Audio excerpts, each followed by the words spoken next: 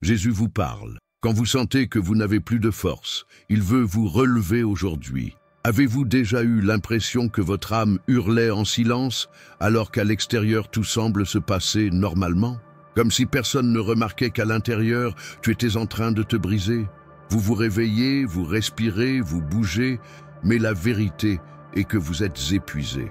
Pas physiquement, mais spirituellement, émotionnellement et profondément. Et peut-être que vous n'avez jamais dit cela à personne. Peut-être avez-vous appris à cacher cette douleur avec un sourire, avec une routine chargée, avec des prières qui semblent de plus en plus vides. Mais aujourd'hui, quelque chose va changer, parce que ce n'est pas juste un autre message. C'est une convocation directe du ciel. Jésus vous parle, et il parle maintenant, avec urgence, avec amour, avec une promesse que peu ont osé entendre. Il veut vous élever aujourd'hui. Imaginez un instant le poids que vous portez sur vos épaules. Pas le poids du corps, mais celui de l'âme. La peur qui paralyse, la fatigue qui étouffe, le sentiment constant que personne ne comprendrait ce que vous ressentez. Comment expliquer ce vide qui vous accompagne, même lorsque tout semble bien? Comment peux-tu justifier de pleurer, caché dans la salle de bain, une insomnie qui ne vous lâche pas, le sentiment d'échec quand tout le monde pense que vous faites du bon travail? Jésus voit tout cela, et en plus, il comprend. Parce qu'avant même qu'une larme ne tombe de ton visage, il sait déjà ce que ton cœur crie silencieusement. Et aujourd'hui, il a choisi de vous rencontrer ici. Ce n'est pas par hasard que vous regardez cette vidéo. Il se passe quelque chose de bien plus profond en ce moment. Vous devez savoir, ce message porte un secret spirituel qui a été gardé caché pendant des siècles. Une clé qui a le pouvoir de briser les cycles de douleur et de restauration émotionnelle. Ce n'est pas de la théologie, c'est de l'aide, c'est une réponse, c'est une voix qui résonne directement du cœur de Dieu jusqu'à votre esprit. Une révélation qui pourrait être exactement ce dont vous aviez besoin pour vous remettre sur pied.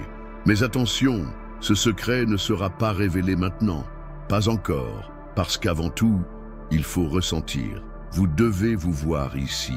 Vous devez permettre à votre douleur d'être reconnue, sans culpabilité, sans honte. C'est la première étape vers la guérison, savoir que vous n'êtes pas seul, que Jésus est présent, qu'il ne voit pas seulement, mais qu'il te parle. Et cette voix ne s'accompagne pas d'accusations. Venez avec compassion. Elle n'exige pas la perfection. Elle propose une restauration. Mais pour que vous puissiez recevoir ce qui sera publié aujourd'hui, vous devez agir maintenant. Si cette introduction a déjà touché votre cœur, écrivez dans les commentaires « Jésus, parle-moi aujourd'hui ». Ce n'est pas seulement un geste, c'est un acte de foi, un positionnement spirituel. Et si vous connaissez quelqu'un qui est également au bout du rouleau, partagez cette vidéo, parce que Jésus veut en susciter beaucoup aujourd'hui, et peut-être que cela commence par vous.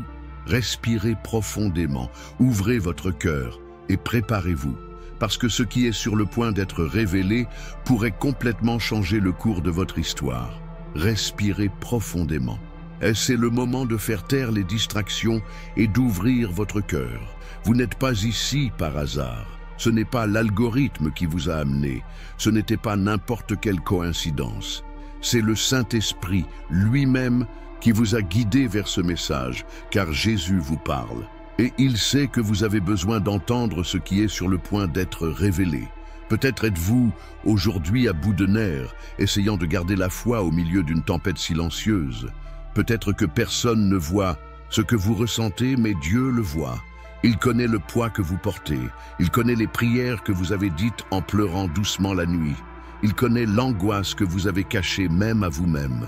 Et maintenant, il est sur le point de répondre. Mais avant d'aller plus en profondeur, avant la révélation que Jésus a réservée exclusivement à ce moment, j'ai besoin que vous fassiez quelque chose avec foi. Écrivez dans les commentaires dès maintenant « Je crois toujours, Jésus me parle ». Ce n'est pas seulement une phrase tapée à la machine, c'est une déclaration prophétique. C'est votre âme qui répond à son appel. C'est la foi en action. Et si ce message a déjà commencé à toucher votre âme, cliquez sur le bouton « J'aime ». Il s'agit de plus que d'un engagement. c'est de l'évangélisation. Lorsque vous appuyez sur ce bouton « J'aime », YouTube comprend que ce mot doit atteindre plus de personnes. Des gens comme vous qui se battent en silence et qui sont peut-être sur le point d'abandonner. Votre simple geste pourrait être le miracle dont une autre vie a besoin. Et si vous n'êtes pas encore abonné à cette chaîne, faites-le maintenant. Ici, tu n'en es plus un. Vous faites ici partie d'un mouvement, d'une communauté de foi, de guérison, de restauration.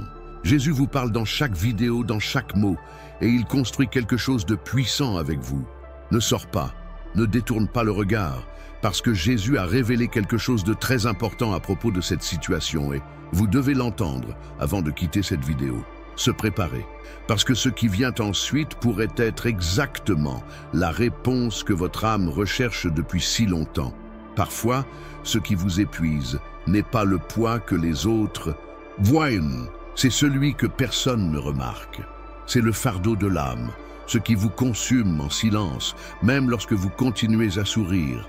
Tu essayes même de continuer, d'assumer tes responsabilités, d'être fort à l'extérieur, mais à l'intérieur, tu as l'impression de t'effondrer petit à petit. Avez-vous déjà remarqué que souvent, ceux qui aident le plus sont ceux qui ont le plus besoin d'aide?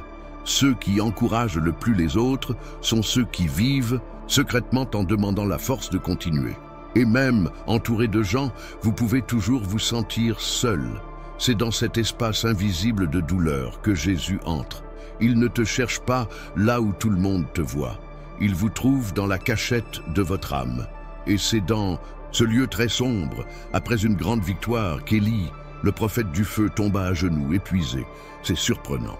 Après avoir défié les prophètes de Baal, vu le feu descendre du ciel et le peuple se tourner vers Dieu, Élie se retrouve en fuite. La menace de Jézabel résonne comme une condamnation à mort et son cœur se serre. Le même homme qui affrontait la foule court maintenant dans le désert, demandant à mourir. Assis sous un genévrier, il dit « Assez, j'en ai assez, Seigneur, prends-moi la vie ». Ressens-tu le poids de cette parole?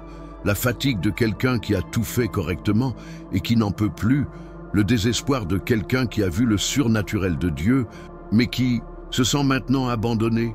Ce n'est pas seulement Élie et toi, c'est cette âme fatiguée que personne ne comprend, qui a tout fait, prié, attendu, essayé, mais qui sent qu'il n'a plus la force. Ce que personne ne vous dit, c'est que même les forts, les spirituels, les guerriers de la foi, s'effondrent aussi. Et ce n'est pas un signe d'échec, c'est un signe d'humanité. Et Dieu ne méprise pas ceux qui atteignent le bout de leur propre force. Il s'approche, il se révèle, il nourrit. Et c'est exactement ce qui est arrivé à Élie. Allongé là, dans sa plus profonde douleur, il est touché par un ange.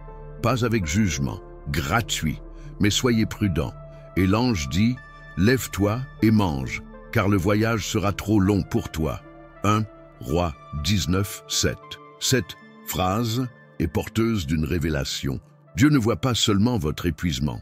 Il prépare déjà ce dont vous avez besoin pour continuer. Il sait que la route est longue. Il comprend le voyage. Il ne s'attend pas à ce que vous marchiez avec la même force qu'avant. Il veut vous renouveler aujourd'hui. Mais voici ce que beaucoup ne réalisent pas. La force dont vous avez besoin ne viendra pas de vos efforts. Cela viendra de la providence divine. Élie se lève, mange et se rendort. Et l'ange le touche à nouveau. Parce que parfois, un seul mot d'encouragement ne suffit pas. Dieu insiste, il répète, il se soucie de vous-même lorsque vous ne pouvez pas prendre soin de vous-même. Et c'est peut-être ce que vous vivez en ce moment, un moment où tout ce que vous voulez faire, c'est vous allonger et oublier. Un moment où le monde attend que vous vous leviez, mais vous pouvez à peine respirer. Si tel est votre cas, sachez ceci, Jésus vous parle. Il te voit. Il ne vous demande pas de jouer. Il vous offre le pain du ciel. Il dit, « Lève-toi, mange, repose-toi, car la route est encore longue, mais tu n'iras pas seul. » Ce message s'adresse à vous qui pensez avoir déjà donné tout ce que vous pouviez, qui êtes épuisé émotionnellement, spirituellement, psychologiquement. Celui qui regarde vers l'avenir ne voit que plus de difficultés, plus de frais, plus de désert. Mais Dieu dit, ce n'est pas la fin, ce n'est qu'une pause pour se restaurer, pas pour abandonner. Et si vous le laissez faire, il vous relèvera là où vous êtes tombé, parce que l'endroit où vous vous effondrez peut aussi être l'endroit où Dieu vous nourrit et vous élève. Et si vous sentez que ce mot est pour vous, ne l'ignorez pas. Quelque chose de profond est en train d'être libéré dans le monde spirituel. Une guérison se produit dans votre âme, et c'est peut-être la première fois depuis longtemps que vous ressentez du soulagement en entendant simplement que vous n'avez pas besoin d'être fort tout le temps. Jésus comprend votre épuisement, il connaît ses limites, et il n'est pas venu pour vous faire payer plus cher. Il est venu pour délivrer, restaurer, guérir. C'est le moment, c'est le moment. Recevez ceci comme un renouveau qui vient du ciel. Si vous vous êtes identifié à la douleur d'Élie, si ce message a révélé quelque chose que personne n'a jamais compris en vous, écrivez maintenant dans les commentaires. Jésus, je suis fatigué mais je veux quand même continuer. Cette phrase n'est pas une faiblesse, c'est la foi, c'est du courage, c'est une confession spirituelle qui brise le silence de l'âme et fait bouger le ciel en votre faveur. Ne restez pas silencieux, déclarez-le maintenant, mais ce n'est pas tout. Ce que Dieu a fait pour Élie dans le désert n'était que le début. Il y a une révélation que peu de gens réalisent dans cette histoire, quelque chose de caché, qui pourrait complètement changer la façon dont vous voyez votre fatigue. Et ce qui vient ensuite pourrait remettre en question tout ce que vous avez toujours cru sur ce que signifie avoir la foi. Juste au moment où nous pensons que notre foi devrait nous rendre inébranlables, vient ce moment silencieux où nous nous demandons si elle existe encore. Ce n'est pas un cri, ce n'est pas un scandale, c'est un soupir étouffé au plus profond de l'âme. Une confession que vous n'avez peut-être jamais eu le courage de dire à voix haute « Je ne sais pas si j'y crois suffisamment ». Cette phrase résonne dans de nombreux cœurs qui aiment Dieu, mais se sentent faibles, vides, vaincus. La vérité est que la foi ne s'exprime pas toujours avec force. Parfois, cela se manifeste au beau milieu du doute, de la confusion, du désespoir. Et c'est à ce moment précis où le raisonnement échoue et le cœur tremble qu'un père a crié à Jésus pour obtenir de l'aide. Imaginez la scène. Un homme désespéré avec son fils possédé par un esprit qui l'a jeté dans le feu et l'eau. C'était une douleur qui saignait de l'intérieur et qui ne pouvait être cachée. Ce père avait déjà tout essayé. J'avais déjà cherché les disciples. J'avais déjà fait ce que je savais faire. Et maintenant, à genoux devant Jésus, il déclare quelque chose qui brise le cœur et révèle l'âme humaine à ses limites. « Je crois, aide-moi dans mon manque de foi. » Marc 9, 24. Cette phrase porte un paradoxe divin. Comment quelqu'un peut-il croire et en même temps demander de l'aide parce qu'il ne croit pas assez? La réponse se trouve dans le regard compatissant de Jésus. Il n'exige pas une foi parfaite, il accueille une foi sincère, parce que Jésus vous parle même lorsque votre voix tremble, même lorsque votre confiance est brisée, même lorsque votre âme crie « Seigneur, je veux croire, mais j'ai peur. Peut-être qu'aujourd'hui tu es comme ce Père, tu aimes Dieu, tu pries, vous croyez, mais pas complètement. À l'intérieur, il y a de la peur, il y a un doute, il existe un type d'épuisement spirituel que personne ne comprend. Et pire encore, vous vous en voulez de ressentir cela. Vous pensez que vous ne devriez pas le faire, que c'est un manque de spiritualité, que vous manquez à Dieu. Mais que diriez-vous si je vous disais que votre foi ne doit pas nécessairement être un cri de guerre tout le temps? Et si je vous disais que même la foi blessée peut être entendue par Jésus? Il y a un mensonge auquel beaucoup de gens croient. Si vous doutez, alors vous êtes loin de Dieu.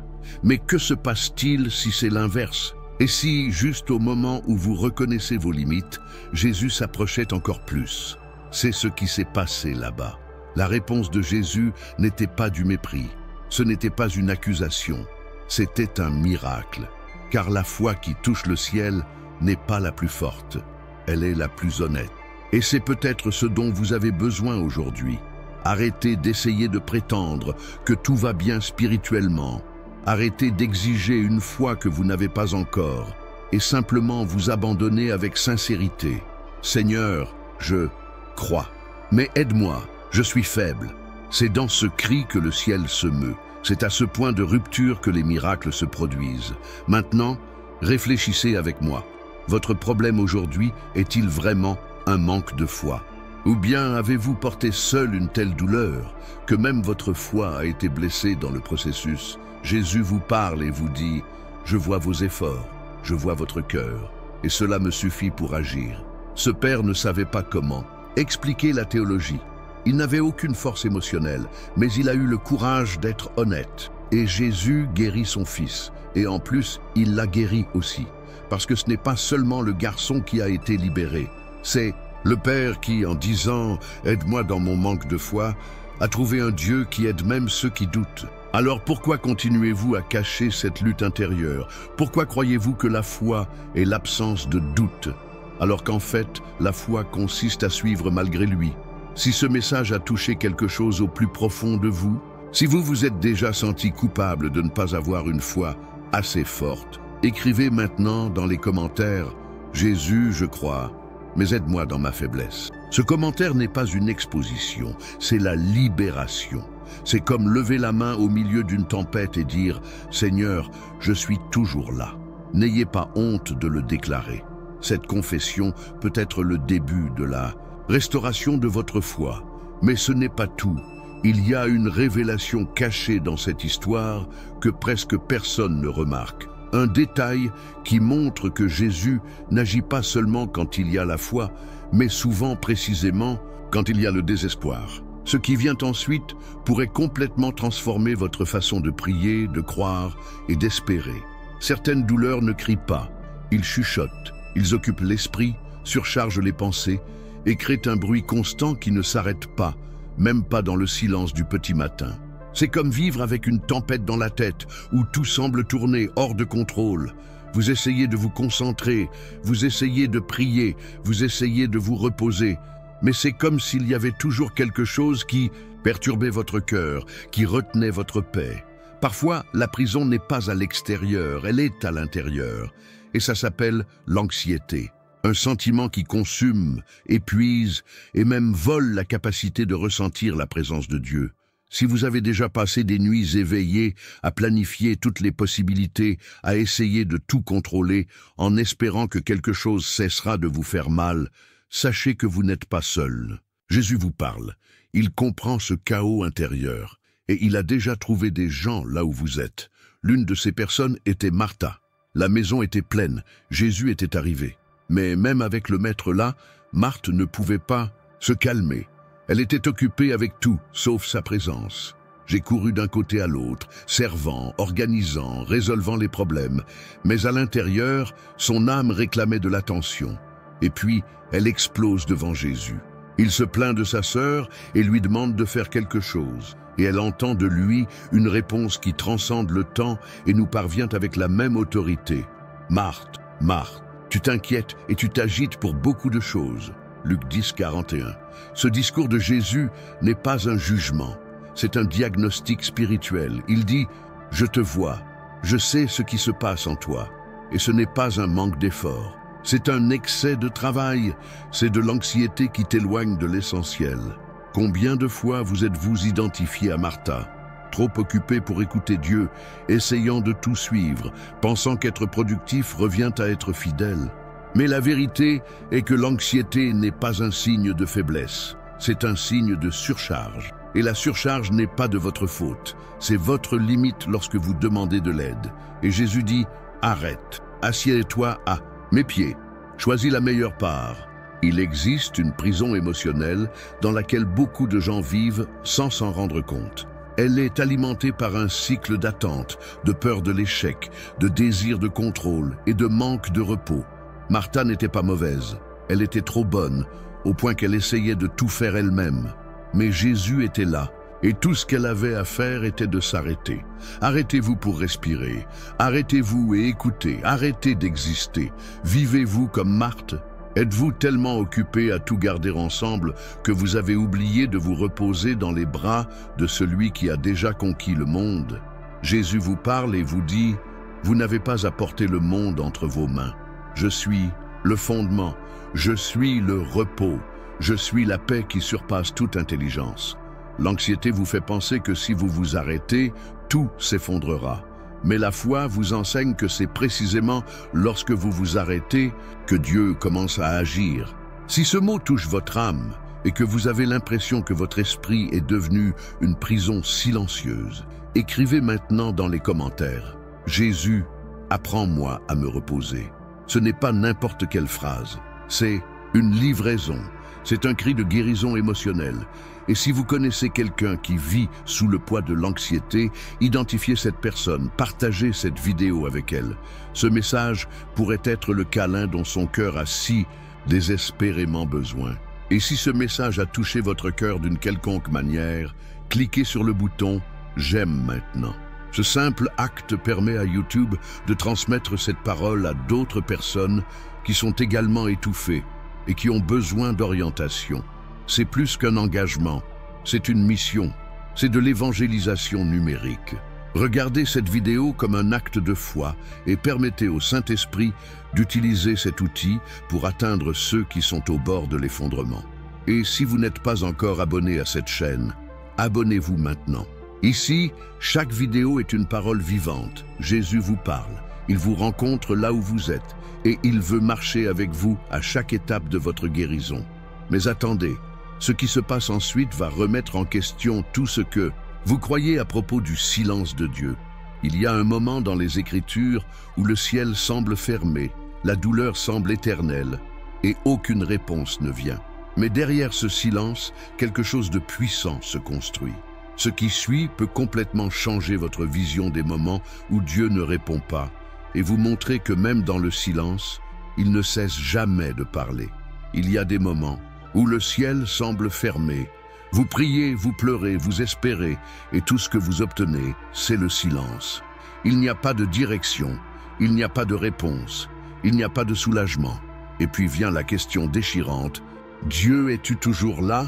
Peut-être connaissez-vous bien ce sentiment d'être dans un désert spirituel où l'écho de votre douleur semble être la seule chose qui revient. Et plus on attend, plus le silence devient pesant. C'est comme si Dieu était distant, inaccessible, déconnecté de votre douleur. Mais son silence signifie-t-il absence? Ou bien y a-t-il un but à ce silence? Jésus vous parle, même lorsque vous pensez qu'il ne dit rien. Et il y a une histoire dans la Bible qui le montre avec une intensité bouleversante. L'histoire de Job. Imaginez tout perdre. Famille, santé, patrimoine, dignité.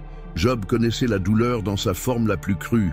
Lui qui était droit et craignant Dieu, plonge dans une vallée de perte et de souffrance si profonde que la plupart d'entre nous ne pourraient pas la supporter un seul jour. Il déchire ses vêtements, se rase la tête, s'assoit dans les cendres, couvert de plaies, et crie pour obtenir une réponse. Mais le ciel reste silencieux. Pas de voix, aucune explication. Juste le bruit des accusations des amis et le poids écrasant de la solitude. Et au milieu de tout cela, Job dit « Dieu fait de grandes choses que nous ne comprenons pas ».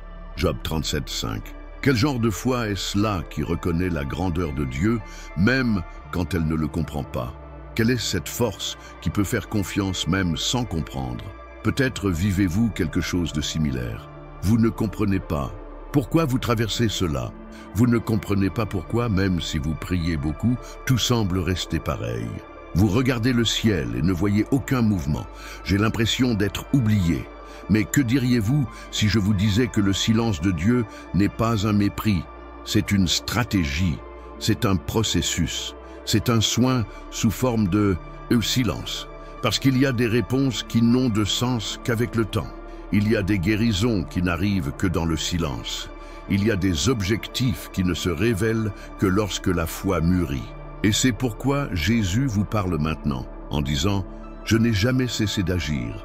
Vous n'avez simplement pas entendu le bruit, car j'étais en pleine mer. » Le silence de Dieu est souvent l'espace où il prépare la réponse qui transformera tout. Ce que personne ne vous a dit, c'est que Job n'a pas seulement été restauré, il a été élargi. La fin de son histoire n'était pas seulement un retour à ce qu'il avait, c'était un débordement. Un nouveau départ, avec un double honneur, car le silence de Dieu n'est pas la fin, il est l'intervalle avant le nouveau commencement.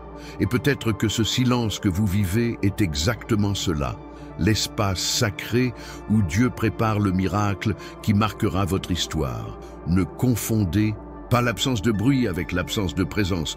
Dieu est là, dans la pièce sombre, sur le banc de l'hôpital, sans emploi, dans la douleur de l'âme. Il l'est, même s'il est silencieux. Parce que le Père est toujours là quand le Fils est en train de vivre. Si vous avez l'impression d'être au milieu d'un silence spirituel et que vous avez pourtant décidé de continuer à croire, déclarez-le dans les commentaires dès maintenant. Même dans le silence, j'ai confiance en toi, Jésus. Cette phrase est une alliance, c'est une attitude prophétique qui émeut le ciel. Ne laissez pas passer ce moment. Commentaire, partagez avec quelqu'un qui ressent la même douleur et que ce message soit la réponse manquante pour quelqu'un qui se sent également oublié. Mais il y a quelque chose que personne n'a réalisé à propos de cette histoire. Et une fois que vous l'aurez compris, tout aura du sens. Job n'a reçu aucune explication. Il a reçu une révélation.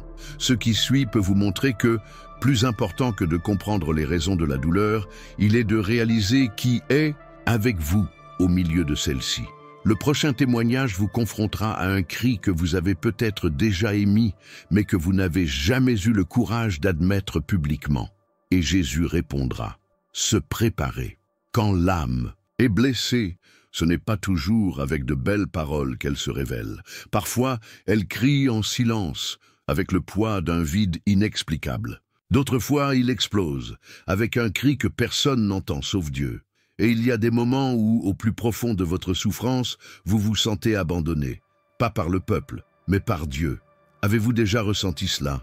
Vous, êtes-vous déjà demandé, « Seigneur, pourquoi m'as-tu quitté ?» Ce sentiment peut être dévastateur, parce que lorsque tout semble s'effondrer et que même le ciel devient silencieux, le cœur commence à croire qu'il a été oublié. Jésus vous parle, surtout lorsque vous vous sentez seul. Et il vous rappelle une histoire, écrite il y a des milliers d'années, mais qui semble raconter exactement votre douleur. Le psaume 22, le psaume du cri de David. « Mon Dieu, pourquoi m'as-tu abandonné » Psaume 22, 1. Ce n'est pas une question théologique, c'est un cri existentiel. C'est le cœur d'un homme qui connaissait Dieu, qui avait une intimité avec le Père, mais qui, à ce moment-là, ne sentait plus sa présence. Pouvez-vous s'imaginer ? David, celui-là même qui a vaincu les géants, qui a écrit des chants de louanges, est maintenant plongé dans l'angoisse, se sentant oublié par celui qui était toujours avec lui. Ce cri résonne chez beaucoup aujourd'hui. Des gens qui croient encore, mais qui sont épuisés, qui prient encore, mais ne ressentent aucune réponse, qui continuent à suivre, mais sans force. Et peut-être que vous êtes l'un d'entre eux. Quelqu'un qui a appris à porter le monde avec la foi, mais qui maintenant n'en peut plus. Et il faut s'en souvenir. Même Jésus a crié ce psaume sur la croix. Oui, le Fils de Dieu lui-même a répété les paroles de David au moment de la plus grande douleur de l'histoire. « Mon Dieu, pourquoi m'as-tu abandonné » Matthieu 27, 46. Si même le Sauveur a ressenti la douleur de l'abandon, pourquoi pensez-vous que vous êtes faible de la ressentir? Ce n'est pas de la faiblesse, c'est l'humanité. C'est une âme déchirée. Mais la bonne nouvelle est que ce cri ne se termine pas dans le silence. Cela se termine par la rédemption. Car pendant que David criait, Dieu agissait déjà. Et, tandis que Jésus criait, le plan du salut était scellé. En d'autres termes, ce qui semble être un abandon n'est souvent que le moment précédant le retournement de situation. Le problème est que nous apprenons à associer la douleur à l'absence. Mais toute douleur n'est pas un signe que Dieu s'est éloigné. Certaines douleurs sont des signes qu'il est si proche, qu'il travaille dans des domaines que personne, d'autres ne peut toucher. Pensez à la douleur que l'on ressent lorsqu'une blessure guérit de l'intérieur. D'abord, ça fait plus mal. Ensuite, ça s'apaise. C'est le processus de guérison émotionnelle que Dieu accomplit en nous. Il ne s'agit pas seulement d'éclaircir la surface. Il vient transformer la racine. Et ça fait mal, parce que cela réveille des souvenirs, des traumatismes, des attentes. Et quand vous avez l'impression d'être seul, c'est en fait parce qu'il se soucie tellement de vous que vous ne pouvez même pas encore le voir. Jésus vous parle en ce moment même pour vous rappeler « Je connais ce cri. Je suis passé par là et je suis avec vous maintenant. » Vous ne le voyez peut-être pas, mais un but est généré dans cette douleur. Et en plus, cette douleur ne durera pas éternellement.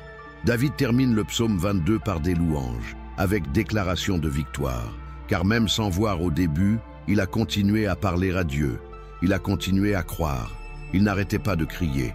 La force qui vous soutient n'est pas l'absence de doute. C'est la présence de la foi, même blessée, même avec des larmes, même quand il semble qu'il n'y ait plus de raison. Et si vous êtes arrivé jusqu'ici en sentant que Dieu vous a abandonné, écoutez ceci de toute votre âme. Il ne vous a pas abandonné, il ne t'a pas oublié, il ne t'a pas rejeté. Il est en train de le faire, il est au milieu, il est à la fin. Il est l'alpha et l'oméga. Et il ne permettra pas que son histoire se termine dans l'impuissance. Vous serez soutenu. Tu seras élevé, vous serez surpris par un nouveau départ. Si vous avez déjà senti que Dieu vous a abandonné et que vous avez pourtant décidé de rester, écrivez dans les commentaires maintenant. Même sans le ressentir, je sais que le Seigneur est avec moi. Cette déclaration pourrait être le début de votre redressement. Ne faites pas taire votre foi, exprimez. Partagez cette vidéo avec quelqu'un qui crie en silence. Cela pourrait être le mot qui empêchera cette personne d'abandonner. Jésus vous parle et parle aussi à travers vous. Mais ce n'est pas tout. Quelque chose d'encore plus puissant est sur le point d'être révélé. Parce qu'il existe un type de douleur qui ne vient pas seulement de l'absence, mais de la culpabilité.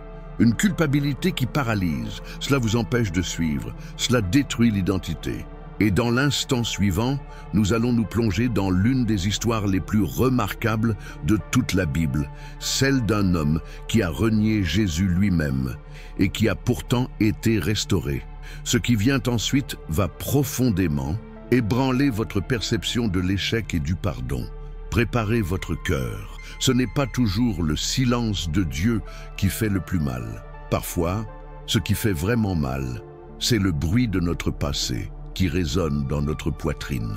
Le cri de culpabilité que personne n'entend, mais qui vous empêche de dormir, de sourire complètement, de croire vraiment qu'il y a encore un avenir pour vous. Il y a des gens qui vivent comme s'ils étaient libres, mais à l'intérieur, ils sont enchaînés à ce qu'ils ont fait, à ce qu'ils ont permis, à ce qu'ils ont perdu. Et le plus cruel, c'est juste que beaucoup de ces chaînes ont été forgées par la religion elle-même, par des voix qui disaient « Dieu ne peut plus t'utiliser, tu as trahi sa confiance, il n'y a pas de retour en arrière ». Mais est-ce vrai?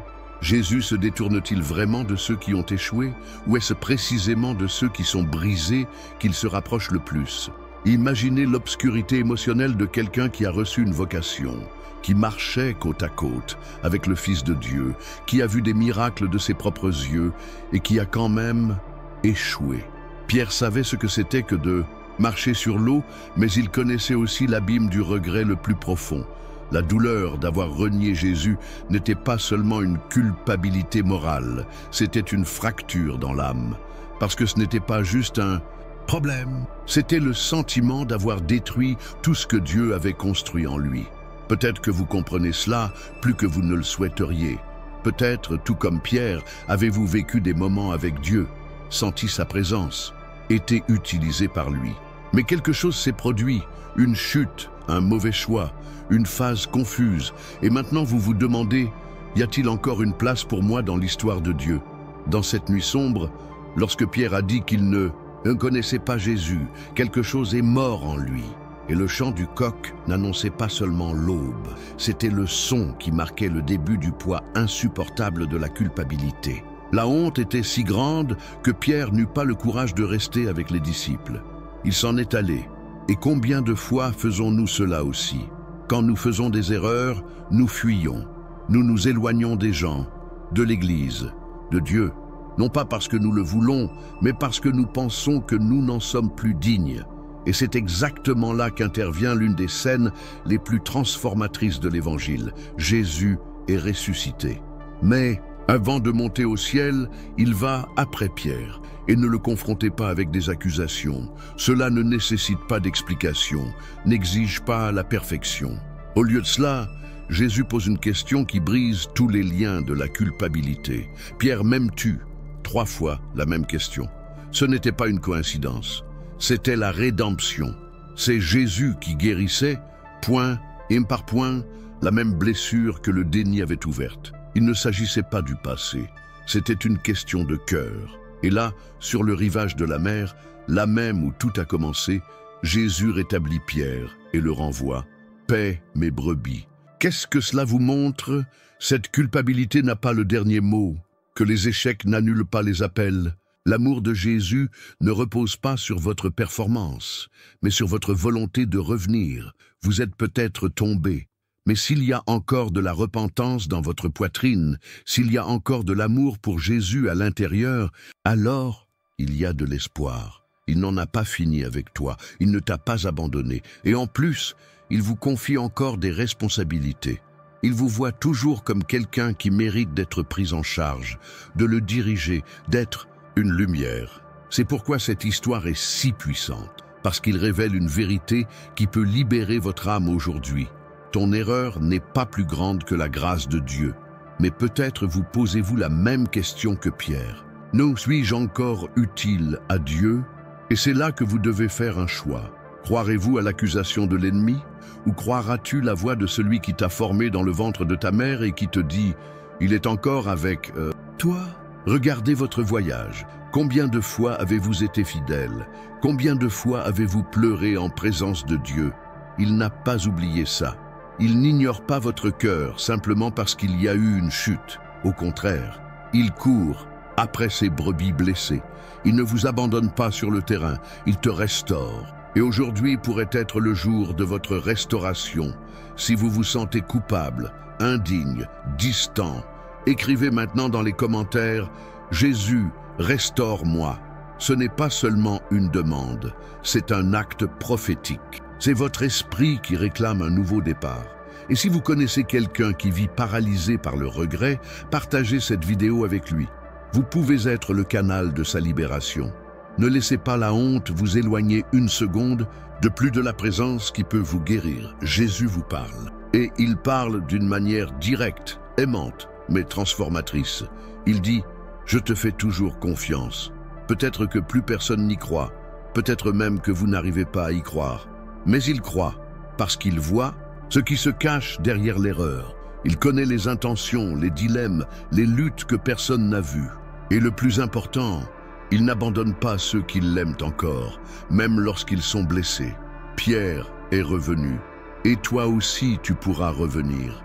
Mais attendez, et si je vous disais qu'il existe un cycle caché qui vous maintient, coincé dans cette culpabilité, et que si vous comprenez ce qui vient ensuite, il peut être brisé aujourd'hui, parce qu'il y a quelque chose qui opère dans beaucoup de cœurs sans qu'ils s'en rendent compte. Et c'est dans l'histoire suivante. Il y a des douleurs qui ne peuvent être expliquées avec des mots, seulement avec le silence qui hurle à l'intérieur de la poitrine. Et souvent, ce cri est l'écho d'une vie répétitive, marquée par des échecs qui semblent arriver par cycle, des jours qui commencent avec espoir et se terminent avec frustration. Vous promettez de changer, vous essayez de toutes vos forces, mais vous finissez toujours par revenir au même point, la fatigue de recommencer. Et au fond de vous, vous vous demandez « Suis-je le problème ?» Cette question a emprisonné de nombreux cœurs dans la culpabilité et la honte. Et c'est précisément dans ce type de douleur que Jésus vous parle. Imaginez la scène.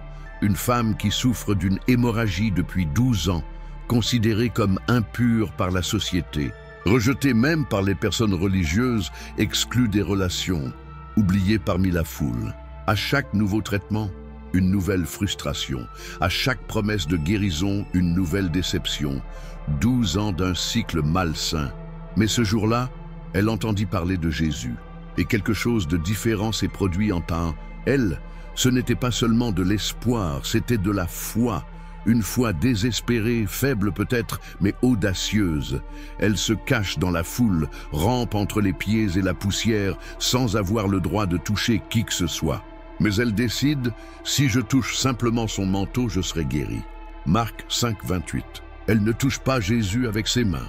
Elle joue avec son âme, et au moment où vos doigts touchent le tissu de ses vêtements, quelque chose se produit. Elle ressent, il ressent, et il s'arrête. Le Sauveur arrête tout, parce qu'une seule foi à briser le cycle. Et Jésus dit, « Ma fille, ta foi t'a sauvée. Va en paix et sois libérée de tes souffrances. » Combien de fois vous êtes-vous senti comme cette femme, brisée à l'intérieur, coincée dans des répétitions douloureuses, désirant profondément que quelque chose change, mais sentant que ce ne sera jamais suffisant? Le cycle de douleur émotionnelle que vous ressentez n'est peut-être pas lié au sang, mais peut-être est-il lié à la culpabilité, au rejet, à la peur, à l'autosabotage ou aux dépendances émotionnelles. Et vous avez tout essayé. Conseils, lectures, vidéos, thérapie, et rien ne semble briser ce schéma. Mais que se passerait-il si ce qui manquait n'était pas plus de force, mais plutôt une touche de foi?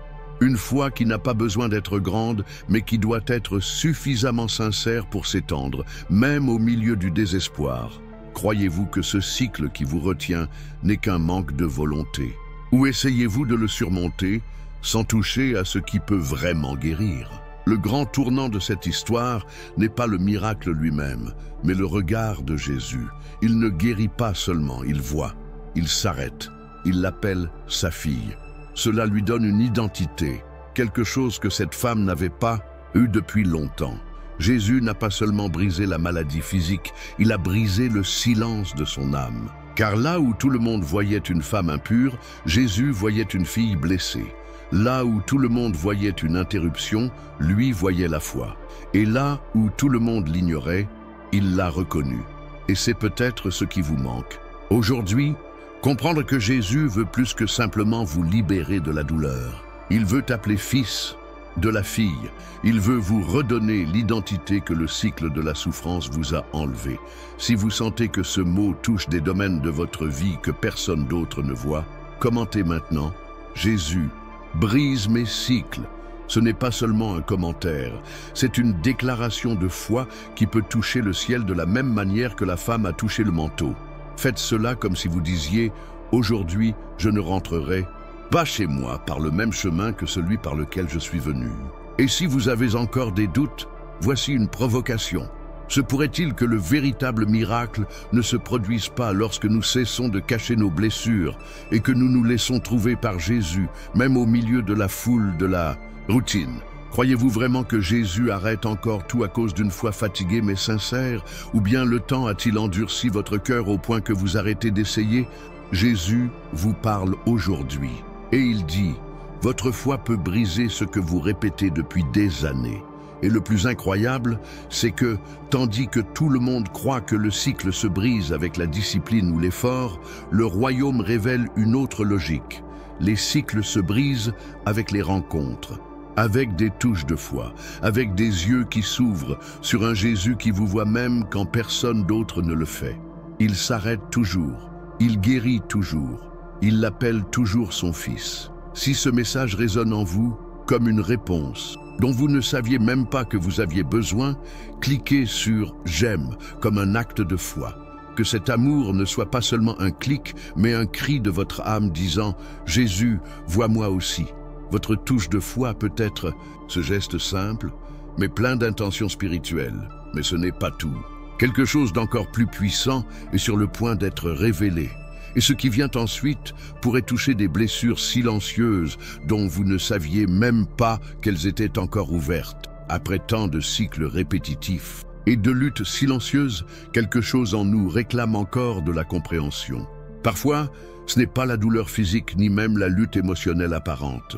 C'est le sentiment simple, profond et accablant de ne pas être compris. Avez-vous déjà eu l'impression de parler avec votre cœur et que personne ne vous écoutait? Comme si tous les mots quittaient ta bouche et mouraient dans l'air sans écho, sans réponse, sans sens. C'est le genre de douleur qui ne fait pas de bruit, mais qui ronge. Un type de solitude qui ne dépend pas de la présence physique de quelqu'un, mais de l'absence d'écoute, du manque d'acceptation. Et c'est dans cette douleur, si invisible et négligée, que Jésus vous parle. L'histoire d'Anne dans le temple est l'une de ces scènes qui nous font nous arrêter et prendre une profonde inspiration.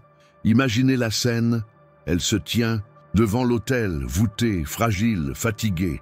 Ses paroles ne sont pas audibles, ses lèvres bougent, mais aucun son ne sort. Anna prie avec son âme. Ce n'est pas une prière mémorisée, ce n'est pas un cri répété, c'est une explosion nue, sans masque, sans force, sans glamour spirituel. Elle parlait selon son cœur, 1 Samuel 1, 13. Et pourtant, elle a été jugée. Élie, le prêtre, la voyant ainsi, suppose qu'elle est ivre. Il ne savait pas qu'il était face à une femme au plus fort de sa vulnérabilité, à la limite de l'espoir. Anna voulait juste un enfant. Mais plus que cela, Anna voulait être entendue. Je voulais être vue. Il voulait savoir que son cri n'était pas vain. Combien d'entre nous prient comme Anna, en silence, avec des larmes que personne ne comprend, dans des lieux sacrés et des moments désespérés. Parfois, vous priez en conduisant, d'autres fois, sous la douche. Parfois, la prière prend la forme d'un soupir, d'autres, un cri étouffé dans l'oreiller. Et pourtant, vous vous demandez, Dieu m'écoute-t-il? Ou pire, quelqu'un dans ce monde peut-il comprendre ce que je ressens? La douleur de ne pas être compris est l'une des plus intenses, parce que cela nous fait douter, même de notre propre capacité à ressentir. Est-ce que je réagis de manière excessive? Ma souffrance est-elle légitime? Ces questions deviennent une seconde souffrance. Mais la réponse de Dieu à Anne n'était pas un jugement, c'était la faveur. Parce que Dieu n'est pas ému par les sons audibles, il est ému par les cœurs brisés. Il n'a pas besoin de prières élaborées, il répond aux larmes sincères. Anna a conçu, Anna a accouché, Anna a été honorée. Mais avant cela, elle a été entendue. Et voici le message que Jésus veut vous transmettre aujourd'hui. Je t'entends même quand le monde ne te comprend pas. Même lorsque vos mots ne forment pas de phrases, même lorsque votre cœur est si confus que vous ne savez même pas quoi dire. Jésus vous parle par l'Esprit qui intercède avec des gémissements trop profonds pour être exprimés. Il n'exige pas la perfection dans la prière. Il exige la livraison, vraie, intimité. Le vrai problème pourrait-il être que vous avez arrêté de prier parce que personne ne semblait se soucier de vos paroles? Ou ne comprenez-vous toujours pas que le ciel ne bouge pas quand vous parlez fort, mais quand vous dites la vérité? Cette histoire révèle un terrible défaut dans la manière dont nous traitons la douleur des autres. Combien d'Annas sont passés dans votre vie et vous les avez jugés sur leur apparence? Combien d'Élie avez-vous rencontré alors que tout ce dont vous aviez besoin était un câlin? Nous vivons à une époque où les gens parlent beaucoup mais écoutent peu. Une époque de conseils tout faits, de formules rigides, de réponses automatiques. Mais Jésus ne répond pas en prenant des raccourcis. Il répond par le chemin de la présence. Il vous trouve là où personne d'autre ne veut s'arrêter. Et même quand tout en toi semble silencieux, il écoute toujours, parce qu'il n'écoute pas les lèvres, il écoute les cœurs. Si ce mot vous a trouvé au milieu d'un silence assourdissant, commentez maintenant « Jésus m'écoute, même quand le monde ne comprend pas ». N'écrivez pas cela juste pour le plaisir. Écrivez comme Anna a prié, avec votre cœur. Faites de cela votre façon de briser le mur de l'invisibilité émotionnelle. Ce commentaire pourrait être votre prière, votre déclaration, votre reddition, et voici le moment le plus important. Vous devez savoir que Jésus n'écoute pas seulement, il répond. Ce n'est peut-être pas au moment souhaité, ce n'est peut-être pas comme vous l'imaginez, mais il répond. Eh bien, souvent, avant de vous donner ce que vous demandez, il vous transforme pour recevoir ce qui vient. Anne n'a pas quitté le temple avec un enfant dans les bras, mais il est parti avec une parole de paix dans son cœur. Et c'est ce qui a tout changé. Vous n'obtiendrez peut-être pas ce que vous voulez maintenant, mais il se passe quelque chose de bien plus puissant. Jésus génère quelque chose en vous avant de générer quelque chose pour vous. Mais ce n'est pas tout. Il y a une douleur encore plus profonde.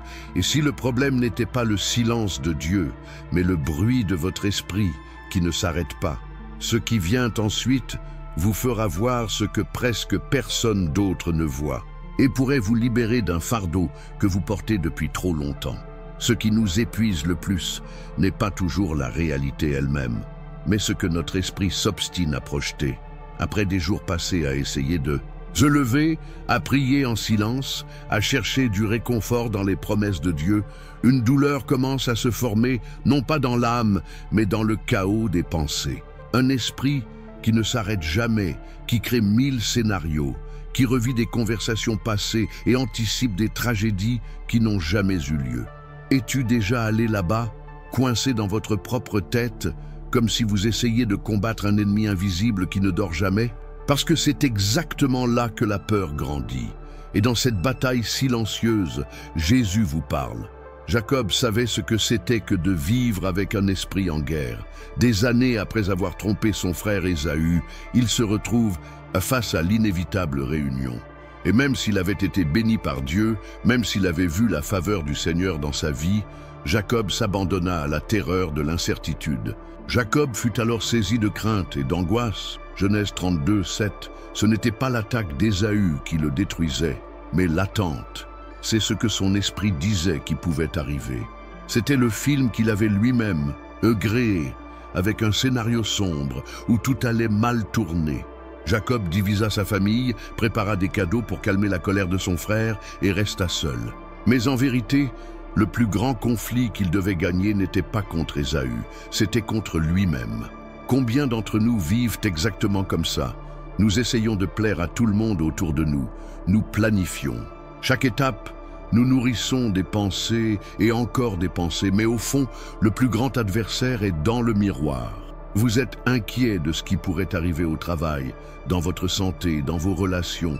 Vous sentez votre cœur s'emballer face à des situations qui n'ont même pas encore abouti.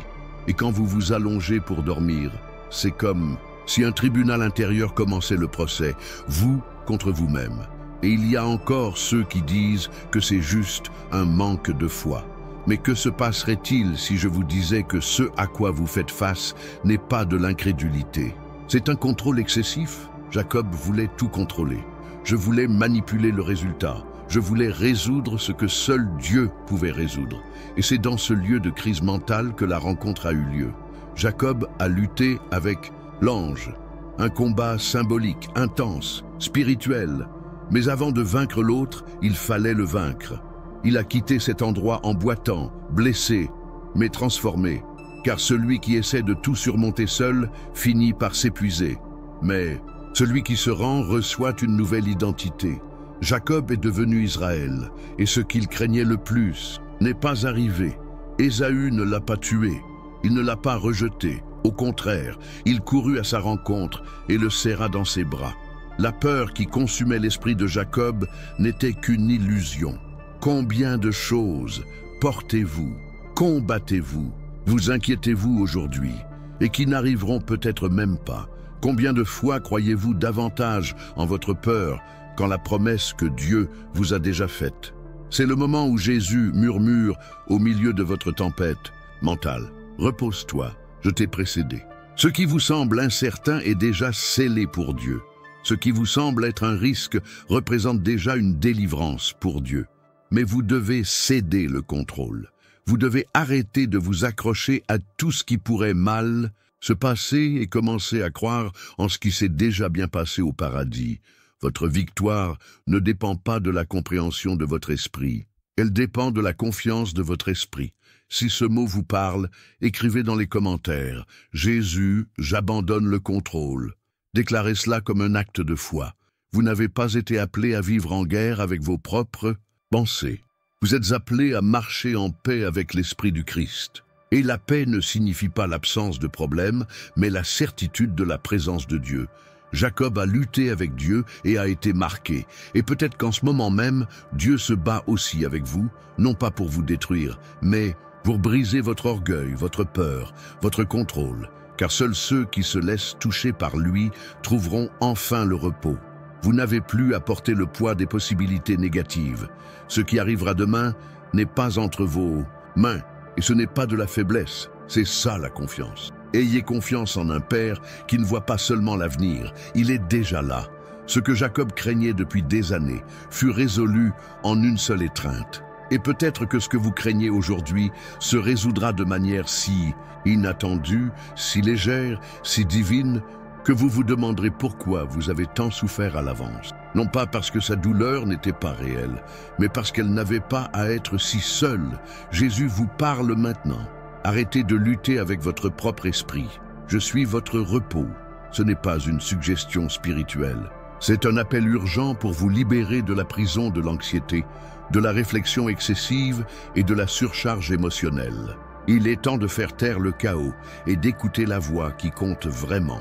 Celui qui ne vous accuse pas, mais vous calme. Cela n'exige pas de vous la perfection, mais vous embrasse dans la grâce. Mais ce n'est pas tout.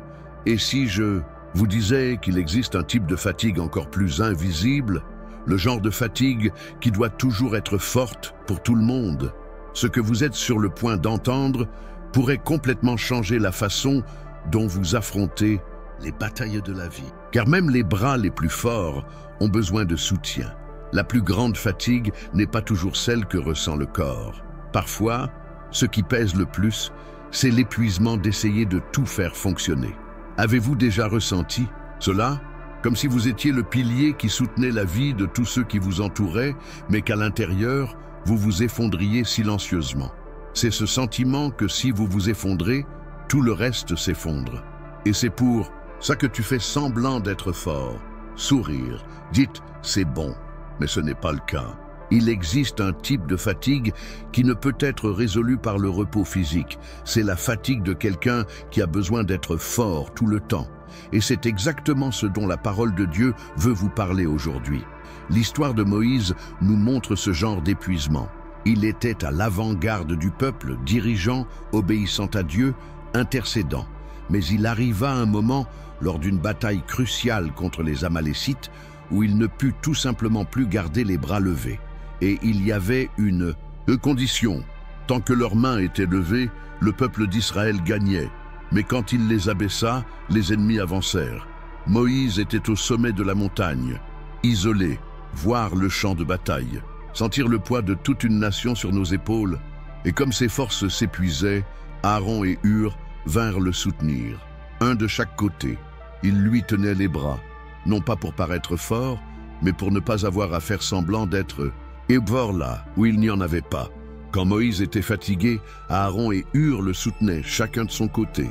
Exode 17, 12. Quelle image puissante! L'homme de Dieu fatigué et soutenu. Combien de fois avez-vous souhaité cela? Quelqu'un pour te tenir les bras quand tu n'en peux plus? Mais au lieu de cela, vous obtenez une facturation. Silence. Ou, et pire, le poids d'être un exemple, de ne pas échouer, de ne jamais montrer de faiblesse. Comme si être un leader, une mère, un père, un pasteur, un soignant, signifiait vivre sans avoir le droit de s'effondrer. Mais la vérité est que même Moïse était fatigué, même les élus de Dieu s'effondrent, et il n'y a pas de honte à cela. La honte est de faire semblant que tout va bien alors que votre âme crie à l'aide. Vous êtes-vous déjà surpris à dire « personne ne m'aide, personne ne remarque que je me sens mal, je prends soin de tout le monde, mais qui prend soin de moi ?» Peut-être êtes-vous exactement dans cette situation en ce moment, souriant à l'extérieur, mais implorant un soulagement à l'intérieur. Et voici la vérité qui peut vous libérer. Dieu n'attend pas de vous que vous soyez fort tout le temps. Il ne t'a pas appelé pour que tu portes tout seul. Lorsque vous insistez pour faire cela, vous ne faites pas preuve de courage. Vous mettez à sa place, parce que lui seul peut soutenir le monde. Lui seul peut tout gérer. Toi, tu es humain. Et Jésus vous parle, laissez-moi vous soutenir aujourd'hui. Croyez-vous vraiment que vous devez tout gérer? Ou avez-vous appris à nier votre propre douleur pour ne pas décevoir les autres? C'est la question à laquelle Dieu veut que vous soyez confrontés. Parce qu'il existe un modèle malsain qui a été implanté dans le cœur de beaucoup. Se sentir fatigué est un signe de faiblesse spirituelle. Mais que se passe-t-il si c'est tout le contraire? Et si reconnaître que vous avez atteint votre limite était le premier pas vers l'expérience d'une véritable aide divine? Moïse n'a pas gagné parce qu'il était invincible. Il a gagné parce qu'il a su accepter l'aide. Et toi, avez-vous laissé les gens vous soutenir? Ou construisez-vous des murs autour de votre douleur, prétendant que vous n'avez besoin de personne? Peut-être devriez-vous faire ce que Moïse a fait aujourd'hui, cesser de cacher votre fatigue et vous laisser soutenir. Dieu a déjà placé des Aaron et des Hur autour de vous, des gens qu'il a suscités pour vous soutenir, mais qui attendent peut-être encore que vous les laissiez entrer. Si ce message vous a parlé, commentez maintenant « Je n'ai pas besoin d'être fort tout le temps. Écrivez ceci comme un acte de liberté, comme un cri d'une âme qui décide enfin d'arrêter de prétendre que tout est sous contrôle. Vous n'avez pas été appelé à vivre épuisé.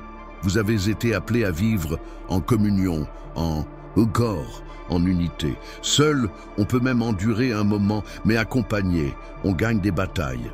La Bible ne dit pas que Moïse a été remplacé, il dit qu'il a été soutenu. C'est fort. Dieu ne vous libère pas de vos responsabilités, mais il vous envoie de l'aide pour que vous ne tombiez pas en chemin.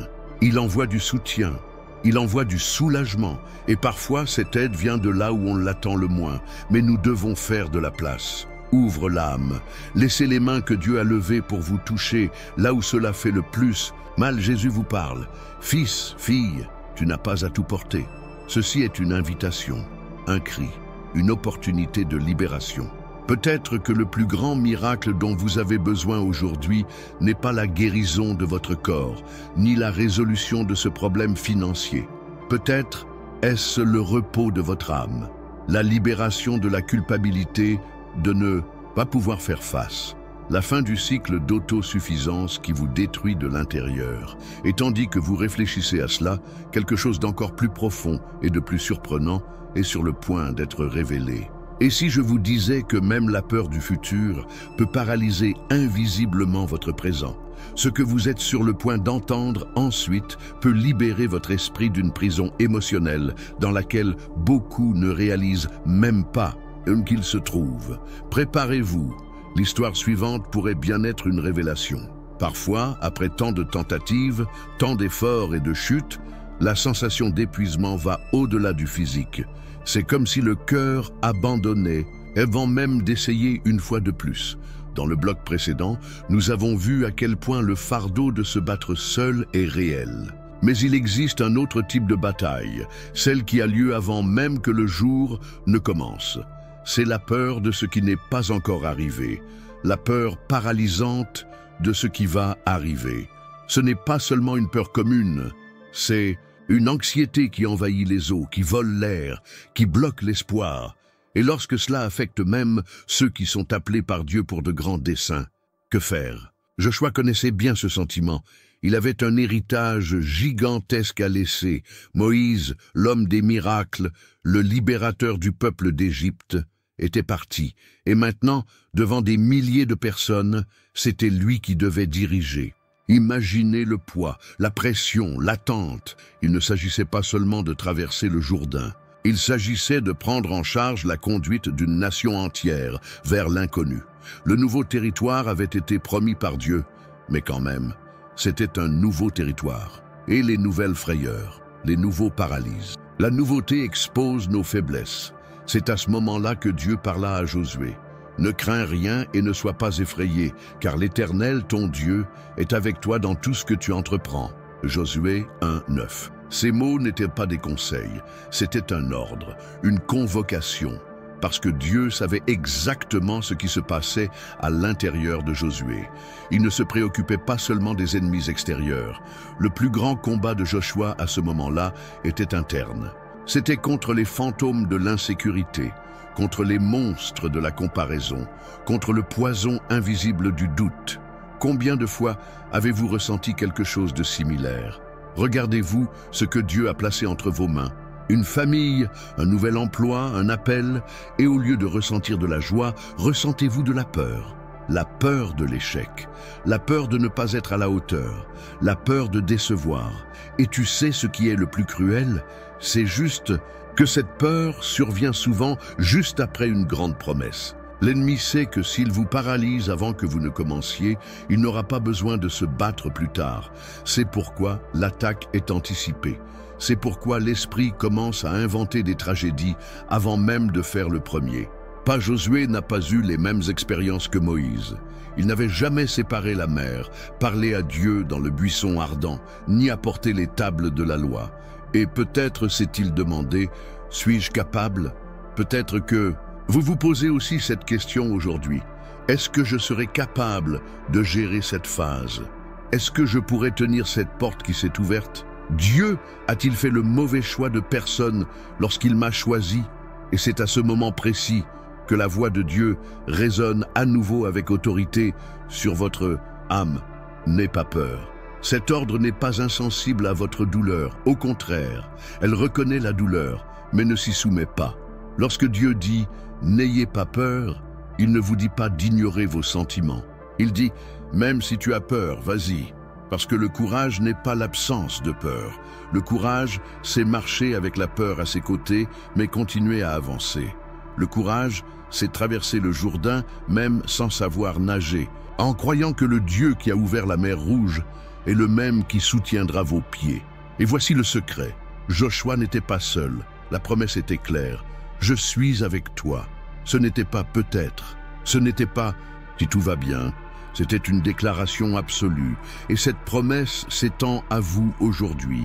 La même présence qui accompagnait Josué dans chaque bataille, qui abattait les murs d'un cri, qui faisait s'arrêter le soleil dans le ciel, est avec vous.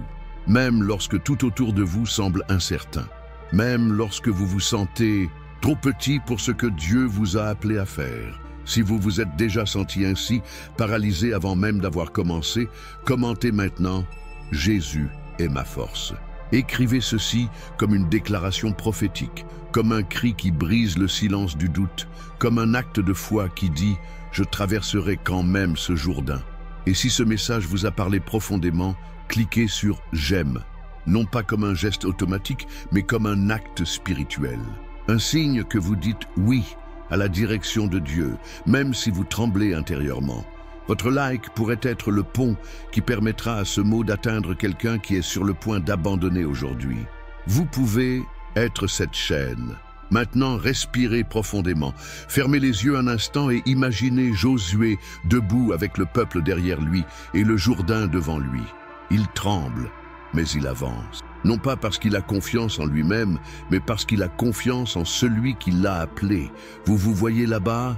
Sentez-vous le sol vibrer avec la présence de Dieu? Réalisez-vous qu'il y a quelque chose au-delà de la peur qui vous attend? Mais attendez. Et si je vous disais que la plus grosse erreur que vous faites est d'essayer d'affronter tout cela en silence? Qu'il y a un détail caché dans l'histoire suivante qui révèle pourquoi essayer trop? Fort peut-être ce qui vous détruit. Ce qui va suivre pourrait changer la façon dont vous gérez vos journées les plus difficiles. C'est drôle de voir à quel point la peur de l'avenir peut nous retenir. Mais il y a quelque chose d'encore plus subtil et destructeur. La voix qui murmure dans votre esprit, vous disant que vous n'êtes pas assez. Après avoir fait face à l'insécurité de ce qui va arriver, beaucoup trébuchent encore sur quelque chose d'encore plus interne, la comparaison. L'attente d'être à la hauteur de ce que font les autres, de ce que les autres attendent. Et lorsque vous réalisez que vous êtes différent, imparfait, limité, un sentiment silencieux d'inadéquation naît. Une douleur qui ne crie pas mais qui s'installe et mine l'identité. Le doute ne concerne pas l'appel, mais le fait que l'appel soit venu à vous. Gédéon en est un exemple frappant. Lorsque l'ange du Seigneur le rencontre, il n'est pas sur un champ de bataille, ni en train de prêcher, ni en train d'accomplir des miracles. Il est caché, en train de battre le blé dans le pressoir, un endroit utilisé pour fouler le raisin et non le blé. C'était une tentative de protection contre les Madianites, un portrait de quelqu'un vivant en mode survie, quelqu'un qui n'essaie pas de gagner, mais qui essaie simplement de ne pas perdre. Et pourtant, dans ce scénario de peur et de limitation, la voix de Dieu résonne. Le Seigneur est avec toi, homme fort et vaillant. Juge 6:12. Mais Gédéon n'y croit pas. Il regarde à l'intérieur et ne trouve aucun courage. Regardez dehors et ne voyez que l'oppression. Et sa réponse est dévastatrice. « Ah, mon Seigneur, avec quoi sauverai-je Israël? Voici, ma famille est la plus pauvre de Manassé, et je suis le plus petit dans la maison de mon père. » Juge 6:15. Gédéon se présente en fonction de ses blessures et non de sa foi. Il se définit par ce qui l'a blessé, ce qu'il a perdu, d'où il vient. Il ne peut pas voir au-delà de son propre reflet déformé. Et c'est exactement là que Dieu l'interrompt avec une phrase qui peut guérir les identités brisées, ne jusqu'à ce jour. Va avec cette force qui est la tienne. Ce n'était pas une question de force physique, ce n'était pas un CV, ce n'était pas du prestige, c'était la force de quelqu'un qui est toujours debout, même lorsqu'il a peur, la force de ceux qui ont survécu à la honte, à la critique, à l'abandon, la force de ceux qui, même avec leur âme en morceaux, sont encore prêts à écouter la voix de Dieu. Parce que lorsque le Seigneur vous appelle, il ne réagit pas à ce que vous êtes, il active ce que vous n'avez pas encore vu. Dieu ne voit pas comme l'homme voit. Tandis que le monde vous mesure de l'extérieur, il sonde votre cœur. Combien de fois vous êtes-vous vu dans ce miroir fissuré? Ne voir que les défauts, les traumatismes, les failles. Avez-vous déjà été blessé par des mots qui vous disaient que vous étiez inutile, que vous n'aviez aucun talent, que personne ne vous choisirait? Avez-vous déjà intériorisé des voix qui ne sont pas les vôtres, mais qui résonnent dans votre esprit comme si elles faisaient partie de vous? C'est dans ce domaine que l'ennemi travaille le plus, parce qu'il le sait, s'il vous convainc que vous ne valez rien, vous ne serez jamais à la hauteur de ce que Dieu veut faire à travers vous. Et voici une vérité qui peut vous libérer aujourd'hui. Ce que vous pensez de vous-même peut être faux. Gédéon pensait qu'il était le moindre, mais Dieu le voyait comme le libérateur d'Israël. Il se cachait et Dieu l'appelait déjà guerrier. Dieu voit la fin dès le commencement. Alors que vous vous demandez encore si vous pouvez le faire, il vous a déjà vu gagner. Alors que vous ne vous sentez pas préparé, il a déjà envoyé les ressources du ciel. Et si cette parole vous parle, écrivez maintenant dans les commentaires. Jésus m'appelle pour ce que je deviendrai. Déclarez ceci comme une prophétie sur votre vie, comme un cri contre tout ce qu'ils ont essayé de vous faire croire sur vous-même. Peu importe qui vous a ignoré, rabaissé ou douté de vous, Dieu vous a déjà vu entier, même si vous êtes encore en morceaux. C'est le moment de la foi active. Si ce mot vous a confronté, vous a réveillé intérieurement, cliquez sur « J'aime » comme un acte spirituel, non pas par émotion, mais par décision. Ce like n'a rien à voir avec une vidéo. Il s'agit de déclarer que vous croyez à la version que Dieu a de vous-même. Et cela fera taire les autres voix. Votre mention « J'aime » pourrait atteindre aujourd'hui quelqu'un qui est sur le point d'abandonner parce qu'il se sent inadéquat. Faites partie de ce mouvement. Fermez maintenant les yeux et imaginez l'ange debout devant Gédéon. L'atmosphère change, non pas à cause des circonstances, mais à cause de l'identité restaurée. Il n'a pas encore manié d'épée, il n'a encore gagné aucune bataille, mais une guerre a déjà été gagnée, la guerre intérieure. C'est la bataille que Jésus veut gagner en vous aujourd'hui. Il ne vous appelle pas à cause de ce que disent les autres, il vous appelle à cause de ce qu'il a lui-même écrit à votre sujet. Mais ce n'est pas tout, car il y a quelque chose d'encore plus profond que nous devons révéler. Et si je vous disais que la frustration que vous ressentez n'est pas due à un manque de foi, mais au fait que vous avez obéi et que vous n'avez toujours pas vu de résultat, que même ceux qui marchent avec Jésus peuvent se sentir ruinés à l'intérieur. Ce qui vient ensuite pourrait complètement transformer la façon dont vous comprenez les noms de Dieu. Il y a des moments où l'âme n'abandonne pas par manque de foi, mais à cause de trop de tentatives infructueuses. Ce n'est pas que la personne doute de Dieu. Après tant de prières restées sans réponse, de portes qui ne se sont pas ouvertes et de nuits où rien n'a changé, elle commence à douter que cela vaille encore la peine d'essayer.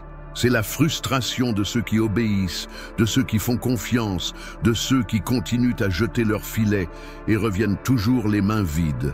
Et peut-être que la chose la plus douloureuse est la suivante: savoir que vous avez tout fait correctement et que malgré tout, cela a mal tourné.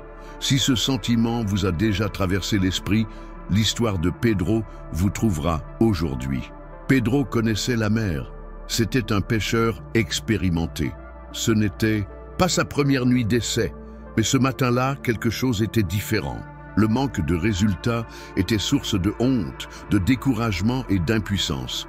Lui et les autres ont passé toute la nuit à travailler et n'ont absolument rien attrapé. Alors que le soleil commence à se lever, Pierre lave les filets. Qu'est-ce que cela signifie? Qu'il a abandonné, qu'il a accepté la frustration, qu'il s'est rendu au vide.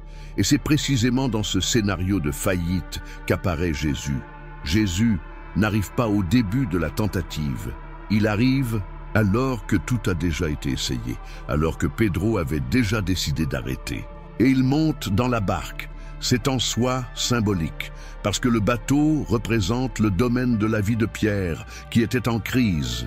Jésus aurait pu l'appeler sur le sable, il aurait pu l'approcher ailleurs, mais il choisit de monter dans la barque, de s'asseoir sur ce que Pierre pensait être son échec. Et de là, du centre de son épuisement, Jésus commence à parler. Et après avoir parlé à la foule, il se tourne vers Pierre avec un ordre simple, direct, presque déconcertant.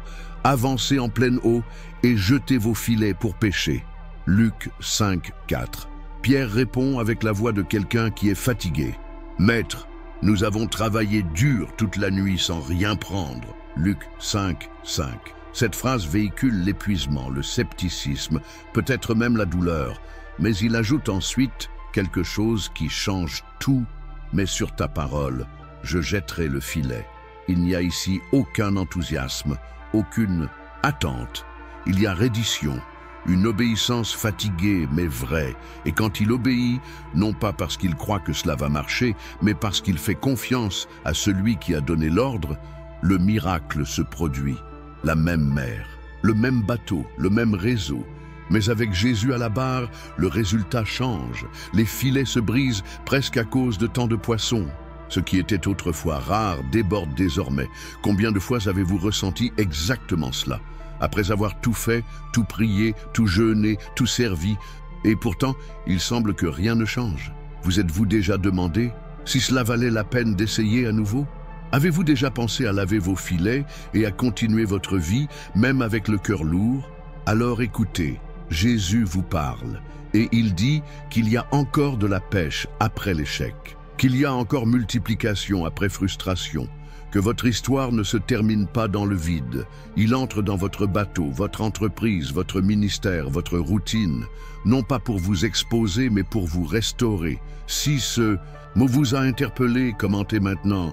Même si je suis fatigué, j'obéis toujours. Écrivez ceci comme une déclaration contre tout doute, contre tout découragement, contre toute logique humaine. Dieu n'a pas besoin d'un scénario favorable, mais d'un cœur bien disposé. Et s'il a ordonné qu'on le jette à nouveau, c'est parce que ce dont vous avez besoin ne viendra pas de votre effort, mais de l'obéissance. La bénédiction que vous recherchez ne réside pas dans votre force, mais dans la voix que vous choisissez d'écouter.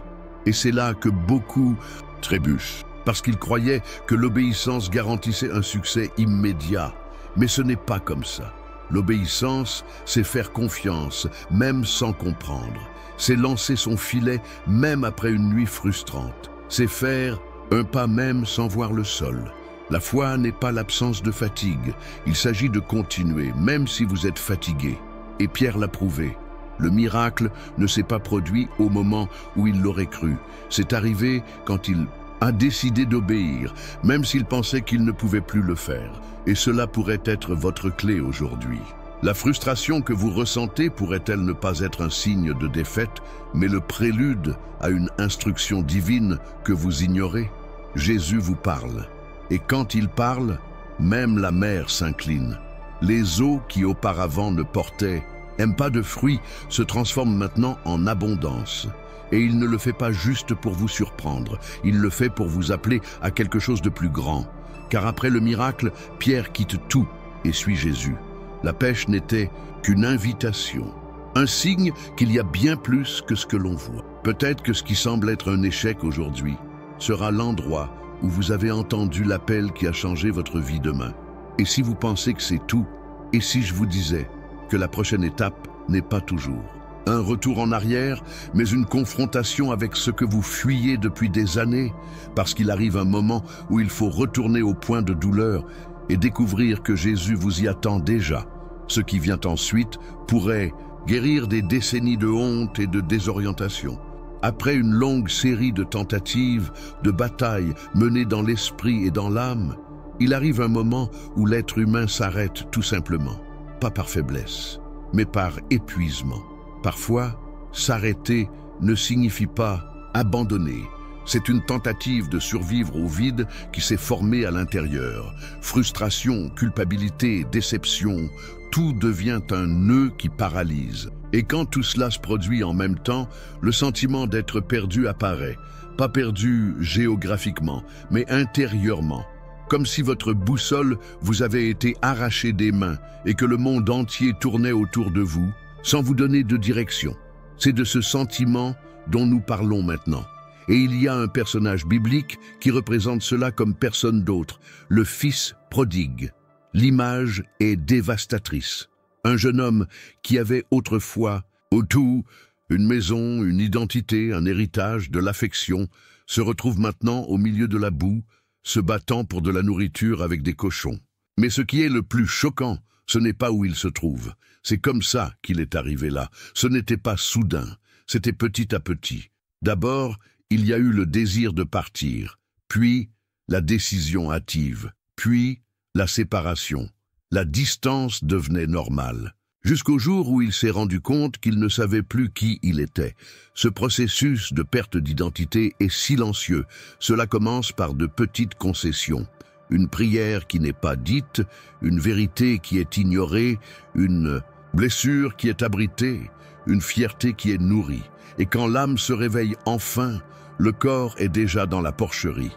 C'est à ce moment-là que le texte de Luc 15 nous dit « Rentrez en lui-même », il dit, le 15, 17. C'est le tournant, quand la douleur génère enfin une prise de conscience, quand l'angoisse cesse d'être une punition et devient une invitation. Ce retour à la raison est plus qu'un simple remords, c'est une révélation. C'est le Saint-Esprit qui dit « Tu n'as pas ta place ici ». Et c'est là que naît le véritable repentir. Non pas celui qui recherche une récompense, mais celui qui recherche un retour. Le Fils prodigue ne voulait pas d'un nouvel héritage. Il voulait juste être à nouveau appelé un fils. Il a répété ses excuses, prêt à être traité comme un serviteur. Mais son père le voit de loin, court vers lui, le serre dans ses bras alors qu'il est encore sale et ordonne qu'une fête soit préparée. Pouvez-vous comprendre le scandale que représente cette scène? Le père n'a même pas attendu d'explication. Il n'a pas exigé de preuve de changement. Il n'a pas imposé de pénitence. Il aimait tout simplement. Il a aimé en premier. Il est tombé amoureux rapidement. Il aimait profondément.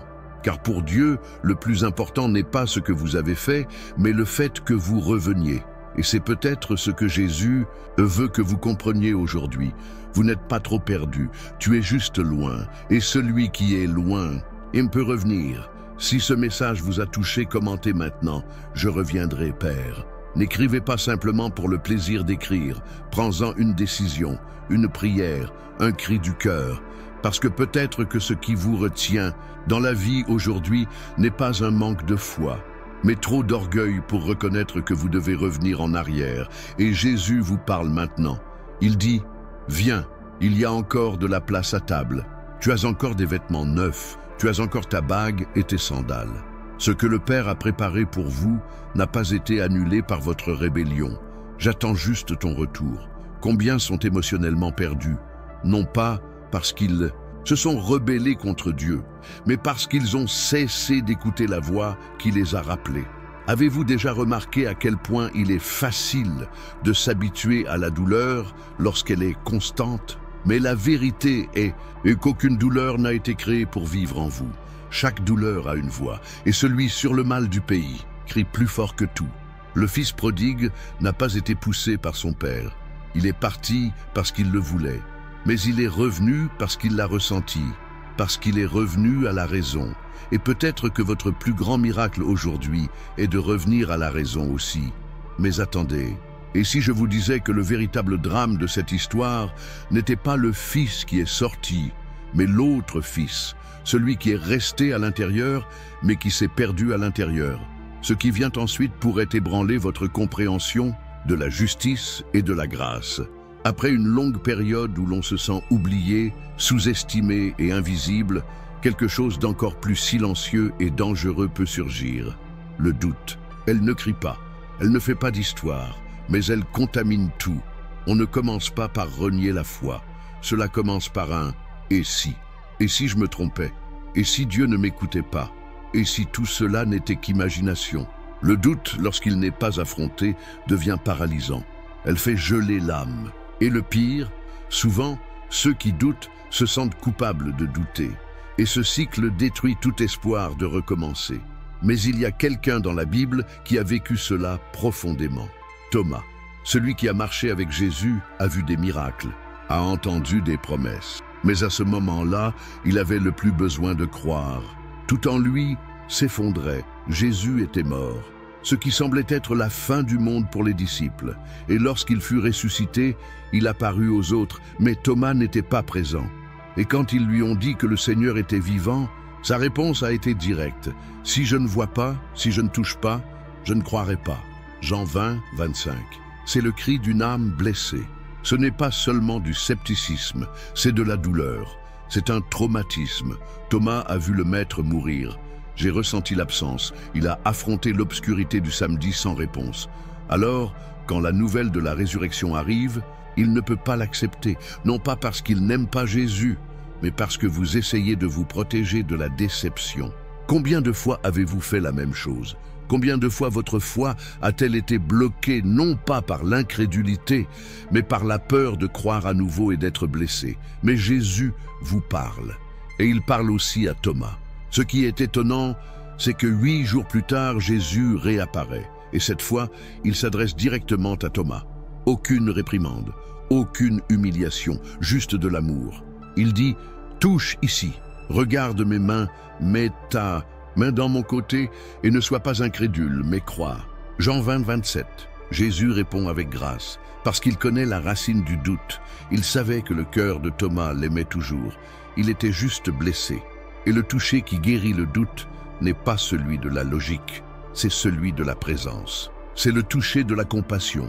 Et c'est peut-être exactement ce dont vous avez besoin aujourd'hui. Une rencontre qui guérit le doute et non qui le condamne. Un contact qui dit « Je suis toujours là, même quand tu poses des questions. J'aime toujours. » Parce que la foi n'est pas l'absence de questions, c'est de la confiance même lorsque les réponses ne sont pas encore arrivées. Et la plus grande preuve en est que Jésus termine cette scène par une phrase qui résonne encore aujourd'hui. « Heureux ceux qui n'ont pas vu et qui ont cru. » Jean 20, 29. Ce n'est pas une critique de Thomas, c'est une bénédiction qui vous est accordée. Oui, à propos de vous, qui n'avez peut-être jamais eu de vision, qui n'avez jamais vu Jésus physiquement, mais qui continuez, même au milieu des luttes, à essayer de croire. Si ce message vous a parlé au cœur, commentez maintenant. Jésus, je choisis de croire. Peu importe que votre foi soit fragile, faible ou pleine de questions. Écrire comme un acte de courage, comme une déclaration contre le doute qui veut faire taire votre âme, parce que la foi n'est pas un sentiment, c'est une décision. Et peut-être que ce qui empêche votre vie d'avancer n'est pas un manque de foi, mais la peur de faire à nouveau confiance, peur de prier et de ne pas voir de réponse, peur d'attendre et d'être frustré. Mais que se passerait-il si je vous disais que le doute peut aussi être utilisé par Dieu, que même votre moment de plus grande incertitude peut devenir le théâtre d'une rencontre inoubliable? Et si ce que Jésus voulait le plus aujourd'hui n'était pas que vous prétendiez avoir une foi que vous ne ressentez pas, mais que vous lui remettiez votre confusion avec sincérité? Thomas doutait, mais il était sincère. Il n'a pas fait semblant, il l'a éteint. Et cela a laissé place au miracle. Peut-être devriez-vous arrêter de balayer le doute sous le tapis de la religiosité. Peut-être qu'aujourd'hui est le jour pour dire « Jésus, je veux croire, mais je suis blessé. » Et savez-vous ce qui se passe quand vous faites ça? Il vient, il se révèle, il te touche, parce qu'il comprend, parce qu'il ne fuit pas les cœurs en crise. Il va vers eux, mais attendez, parce que ce qui s'est passé après la rencontre de Thomas avec Jésus peut complètement changer la façon dont vous comprenez le but et la mission. Ce qui suit vous fera voir que même les sceptiques peuvent être utilisés pour transformer le monde. Quand la foi traverse des moments de doute, comme nous l'avons vu avec Thomas, une autre douleur peut surgir de manière encore plus destructrice. Le sentiment que tout va mal. Et nous ne parlons pas d'un problème isolé, mais de cette avalanche où tout s'effondre en même temps. Émotionnellement fragile, financièrement en train de s'effondrer, relations ébranlées et, au milieu de tout cela, un silence assourdissant venu du ciel.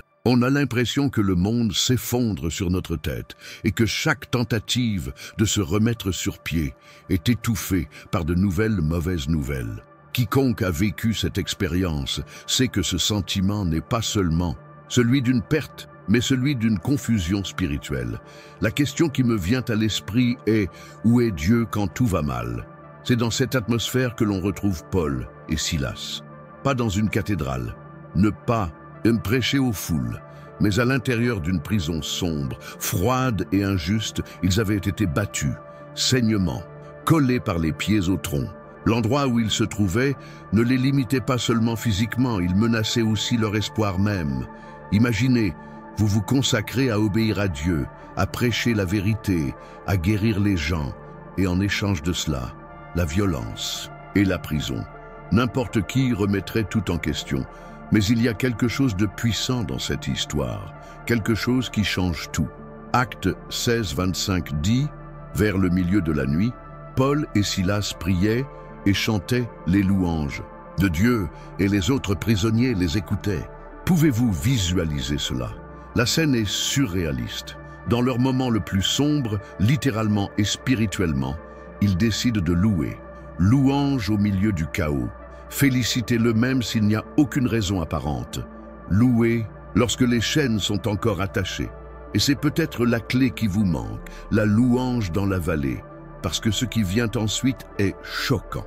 Soudain, un tremblement de terre. La chaîne tremble, les portes s'ouvrent, les menottes tombent, et tout a commencé par l'adoration au milieu de la douleur. Combien de fois avez-vous cru que vous ne pouviez faire des compliments qu'une fois que tout allait mieux? Combien de fois avez-vous associé la louange à la gratitude pour les bénédictions déjà reçues? Mais que se passerait-il si le secret était exactement le contraire? Et si la louange était l'arme qui précède la libération? La foi de Paul et de Silas n'a pas annulé leur douleur, mais elle a empêché leur douleur d'annuler leur foi. Ils ont décidé de chanter, non pas parce qu'ils allaient bien, mais parce qu'ils savaient en qui ils avaient confiance. Auriez-vous la force d'adorer dans l'obscurité? Chanter alors que le ciel semble fermé? Beaucoup croient que la foi est ce qui fait que tout s'arrange. Mais la vraie foi se révèle lorsque rien n'a de sens. Il est facile de féliciter quand tout va bien. Le défi est de maintenir la louange lorsque l'âme est en morceaux. Mais c'est dans ce lieu, dans ce type d'abandon que les miracles se produisent. La prison tremblait, mais avant cela, c'était leur cœur qui bougeait en premier. C'est là, dans l'obscurité, que Dieu s'est manifesté de manière surnaturelle. Et la leçon est claire. N'attendez pas que la tempête passe avant de commencer à louer. Louange pour traverser la tempête. Si vous êtes au milieu d'une crise et que cette parole a parlé à votre cœur, commentez maintenant. J'adorerai même dans l'obscurité.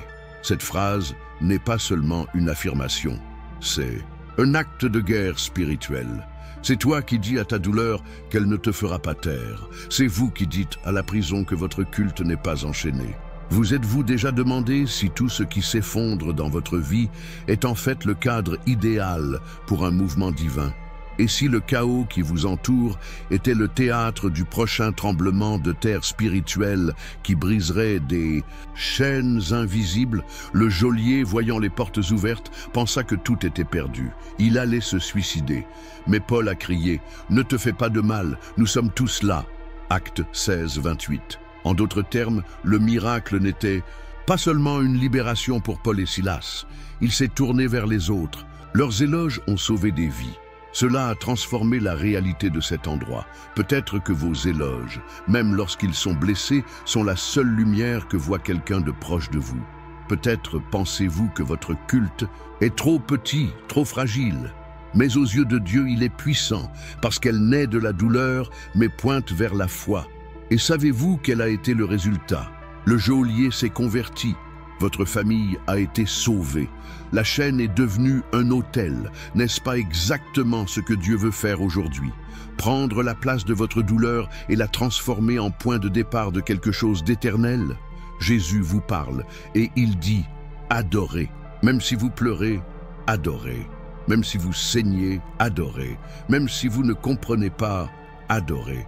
Parce que lorsque vous adorez dans l'obscurité, vous activez le ciel. vous générez des tremblements de terre invisibles qui modifient les atmosphères.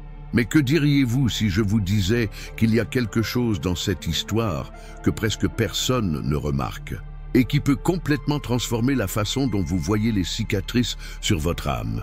Ce qui vient ensuite peut vous amener à un niveau de guérison que vous n'auriez jamais imaginé.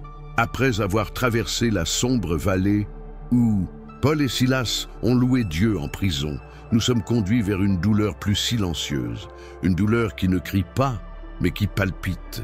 Ce n'est pas le genre de souffrance qui explose immédiatement, mais le genre de souffrance qui persiste, même lorsque les jours, les mois et même les années passent.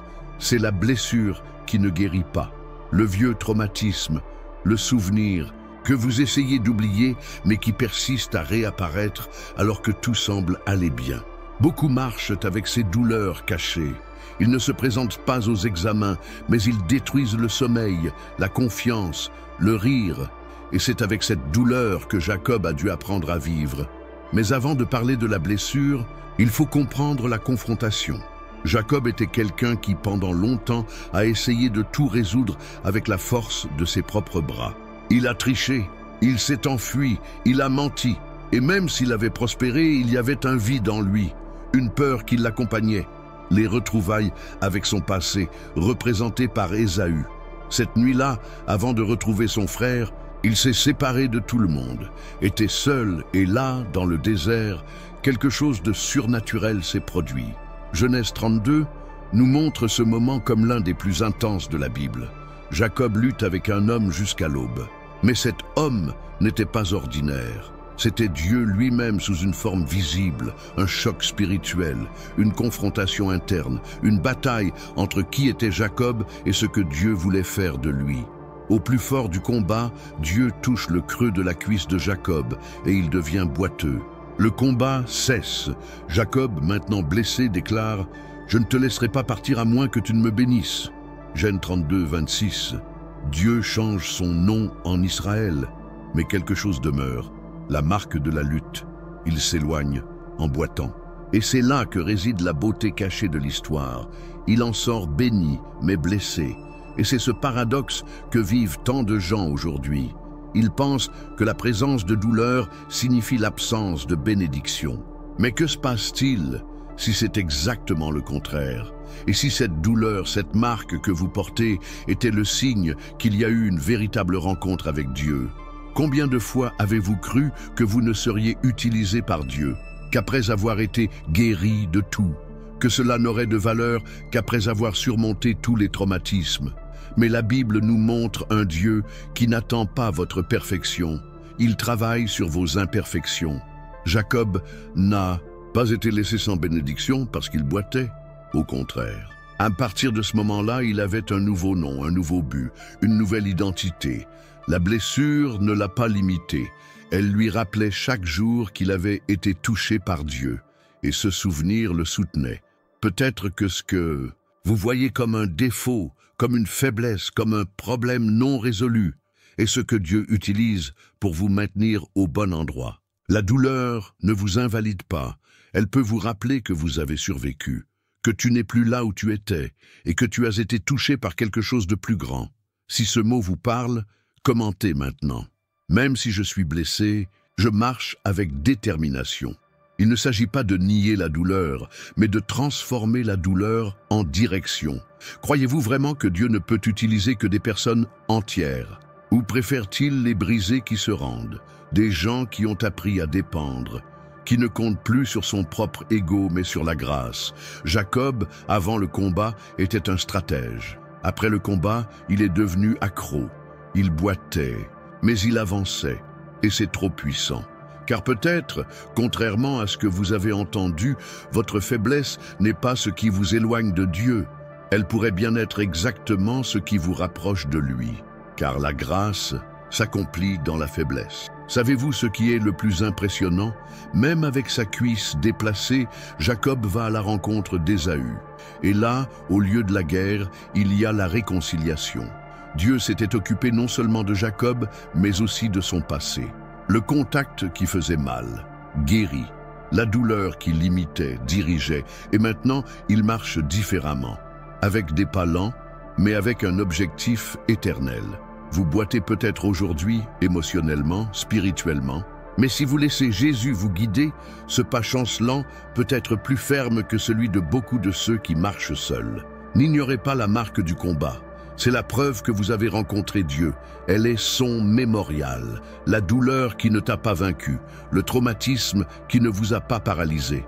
Et si je vous disais que de nombreux miracles ne se produisent que parce que vous n'avez pas abandonné l'espoir de marcher blessé, parce qu'il a continué à croire, même sans comprendre, parce qu'il a choisi d'adorer, même avec son âme déchirée. Dieu ne recherche pas des gens sans marque. Il appelle ceux qui sont marqués par la grâce. Et si vous êtes arrivés jusqu'ici, sachez ceci, Jésus vous parle. Et il dit que ta blessure n'est pas imparfaite, c'est un outil. Cliquez maintenant sur le cœur comme un acte de foi. Votre amour peut atteindre des vies qui marchent aussi avec des blessures cachées. Le monde doit savoir que toutes les blessures ne doivent pas nécessairement disparaître pour que la mission puisse continuer. Parfois, il faut que cela reste, pour ne jamais oublier qui vous êtes et qui vous a soutenu. Mais attendez, et si je vous disais qu'il existe une voie capable de réparer même les cœurs les plus brisés, non pas en effaçant la douleur, mais en vous appelant par votre nom à l'endroit même où tout s'est brisé? Ce qui vient ensuite pourrait complètement redéfinir votre identité. Après avoir marché aux côtés de Jacob, boitant mais soutenu par le dessein divin, nous sommes conduits à une douleur encore plus intime, la douleur du chagrin. Au type de souffrance qui ne laisse aucune trace sur le corps, mais qui vous déchire de l'intérieur. Une sorte de perte qui nous fait douter de pouvoir un jour aimer, faire confiance ou espérer à nouveau. Et c'est ici que nous retrouvons Marie, devant un tombeau, entourée de souvenirs et de silence. Elle n'est pas là juste pour pleurer. Elle est là parce que tout ce en quoi elle croyait s'est effondré. La croix avait tué plus que le corps de Jésus. Elle avait brisé des rêves, des promesses, du sens. Et maintenant, elle se tenait devant son dernier espoir, le tombeau où il avait été déposé. Et même cela ne restait plus. La scène est émouvante. Jean 20 nous montre Marie en train de pleurer, ne comprenant pas ce qui se passait. Le corps de Jésus n'était plus là.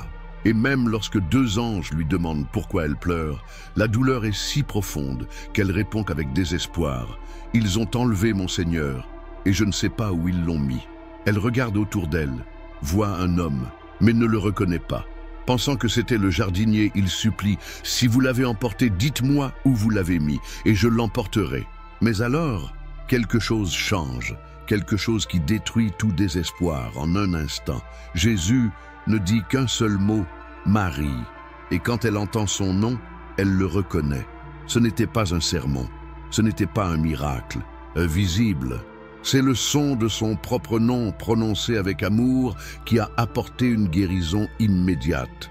Parce que parfois, tout ce dont vous avez besoin, ce ne sont pas des explications, mais une voix qui vous appelle, même lorsque vous avez l'impression d'être trop brisé. Combien de fois avez-vous pleuré à cause de quelque chose que vous avez perdu? Une relation, une amitié, un rêve. Et si cette perte n'était pas la fin, mais le moment où Jésus décide de vous appeler à nouveau par votre nom?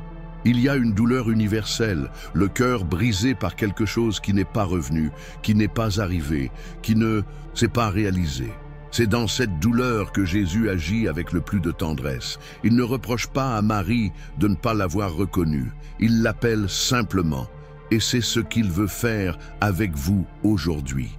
Peut-être regardez-vous la vie comme Marie regardait le tombeau, avec des larmes, avec douleur, avec confusion. Vous pouvez avoir l'impression que tout vous a été enlevé. Mais Jésus est plus proche que vous ne le pensez. Et il vous appelle, pas à cause de la douleur, mais par son nom.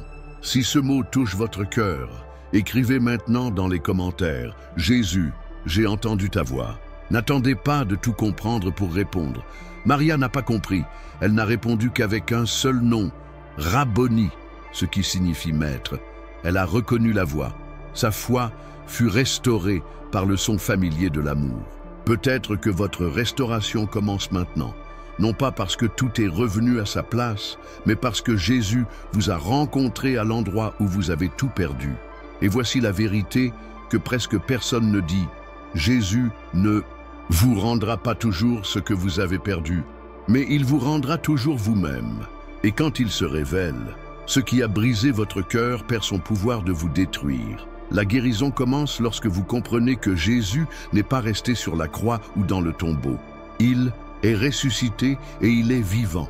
Je vis pour appeler ton nom, je vis pour reconstruire ce qui a été brisé, je vis pour prouver qu'aucun amour au monde n'est aussi fort que le sien.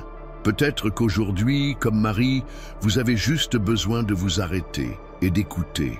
Entendre ce nom que vous n'avez pas entendu depuis longtemps, non pas comme une étiquette, mais comme une identité. Jésus n'a pas dit « femme », il a dit « Marie ». Parce qu'il ne vous voit pas comme la douleur que vous portez, mais comme la personne qu'il a créée avec un but précis. Votre douleur domine-t-elle encore votre identité? Ou est-il temps de vous rappeler qui vous êtes en Christ? Un seul cœur brisé peut sembler irréparable, mais en Jésus, même les morceaux brisés brillent. Sa présence restaure, même sans revenir à ce qui était avant. Maria n'a pas retrouvé son ancienne vie, elle a acquis quelque chose de nouveau, la certitude que Jésus était vivant et qu'elle faisait toujours partie du plan. C'est la même certitude que vous pouvez avoir maintenant. Peu importe combien de déceptions vous ont brisé, combien de pertes vous ont brisé. Jésus vous parle et il dit « Je te vois toujours, je t'appelle toujours et je te veux toujours, près de moi ». Tu n'es pas ce qui t'a blessé, vous êtes ce que Dieu a déclaré à votre sujet. Et s'il vous appelle, même avec le cœur brisé, c'est qu'il y a encore quelque chose à vivre, quelque chose qui va au-delà de la douleur, quelque chose qui naît juste au moment où tout semble perdu. C'est après la croix que Marie devient le premier témoin de la résurrection. La femme brisée est devenue le messager du plus grand espoir de l'humanité. Cela vous dit quelque chose ?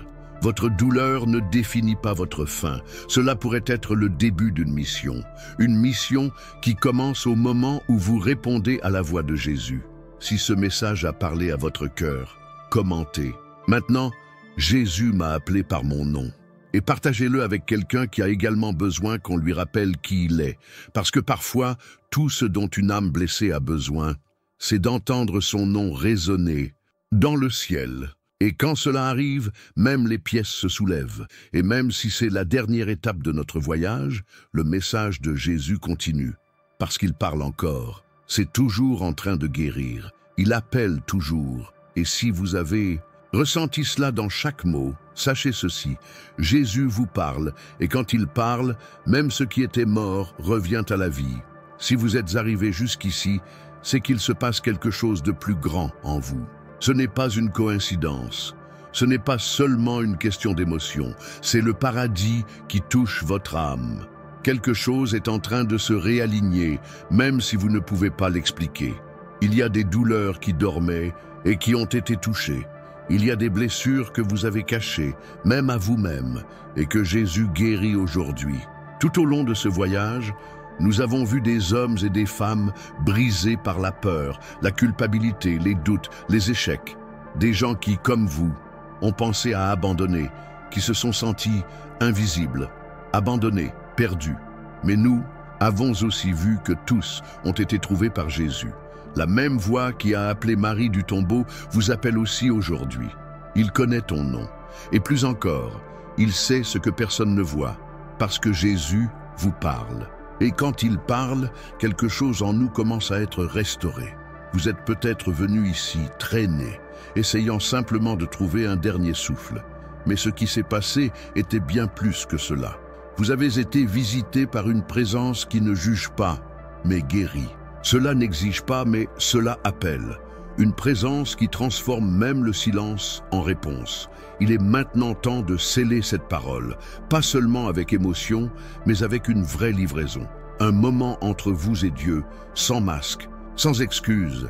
Un moment où vous lui permettez d'entrer dans des endroits où personne d'autre n'entre. Prenez une grande inspiration. Permettez-vous de ressentir cette vérité. Fermez les yeux un instant et imaginez Jésus vous regardant dans les yeux et disant « Je suis là et je n'ai jamais cessé de vous appeler ». Prions ensemble. Seigneur Jésus, je viens devant toi maintenant avec tout ce que je suis, avec mes pièces, avec mes peurs, avec la douleur que personne ne voit.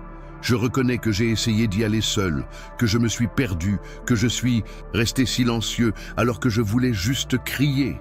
Mais aujourd'hui, quand j'ai entendu cette parole, j'ai compris que le Seigneur ne m'a jamais quitté. Je remets tout entre tes mains maintenant. Les déceptions, les doutes, les traumatismes, les péchés, tout ce qui me retient prisonnier, tout ce qui m'empêche de vivre pleinement ton amour. Libère-moi, Seigneur. Guéris-moi de l'intérieur. Donne-moi un nouveau départ. Que ta voix soit plus forte que la douleur. Que ton esprit me restaure dans chaque recoin de mon âme. Je ne veux pas seulement survivre, je veux vivre en toi. Au nom de Jésus, Amen. Si vous avez prié cette prière sincèrement, quelque chose se produit déjà en vous. Si vous êtes arrivé jusqu'ici, c'est parce que Dieu travaille dans votre vie. Ce n'était pas juste un autre message, c'était un changement radical. Et si ce mot vous a parlé, ce que vous découvrirez dans la vidéo sur l'écran maintenant peut changer encore plus votre vie. Ne partez pas sans regarder. Ce qui vient ensuite pourrait être ce dont vous avez besoin pour guérir complètement. Parce que Dieu vous appelle à plus de profondeur, plus d'intimité, plus de guérison. Il veut aller plus loin avec toi. Mais vous devez franchir ce pas. Commentez ci-dessous. J'ai réussi à atteindre la fin. Déclarez ceci comme une étape spirituelle importante. Montrez que vous n'avez pas abandonné, que vous avez écouté jusqu'à la fin, parce que quelque chose vous a profondément touché. Partagez maintenant ce message avec quelqu'un qui a également besoin de guérison. Quelqu'un qui est au bord de l'effondrement, qui a juste besoin d'entendre qu'il y a encore de l'espoir. Envoyez ce mot en cadeau, parce que si Jésus vous a parlé aujourd'hui, il veut parler aux autres à travers vous. Et si ce message vous a béni, récompensez cette graine par un geste de foi. Abonnez-vous à la chaîne maintenant. Votre inscription n'est pas un simple clic, c'est un pas vers une alliance avec cet objectif.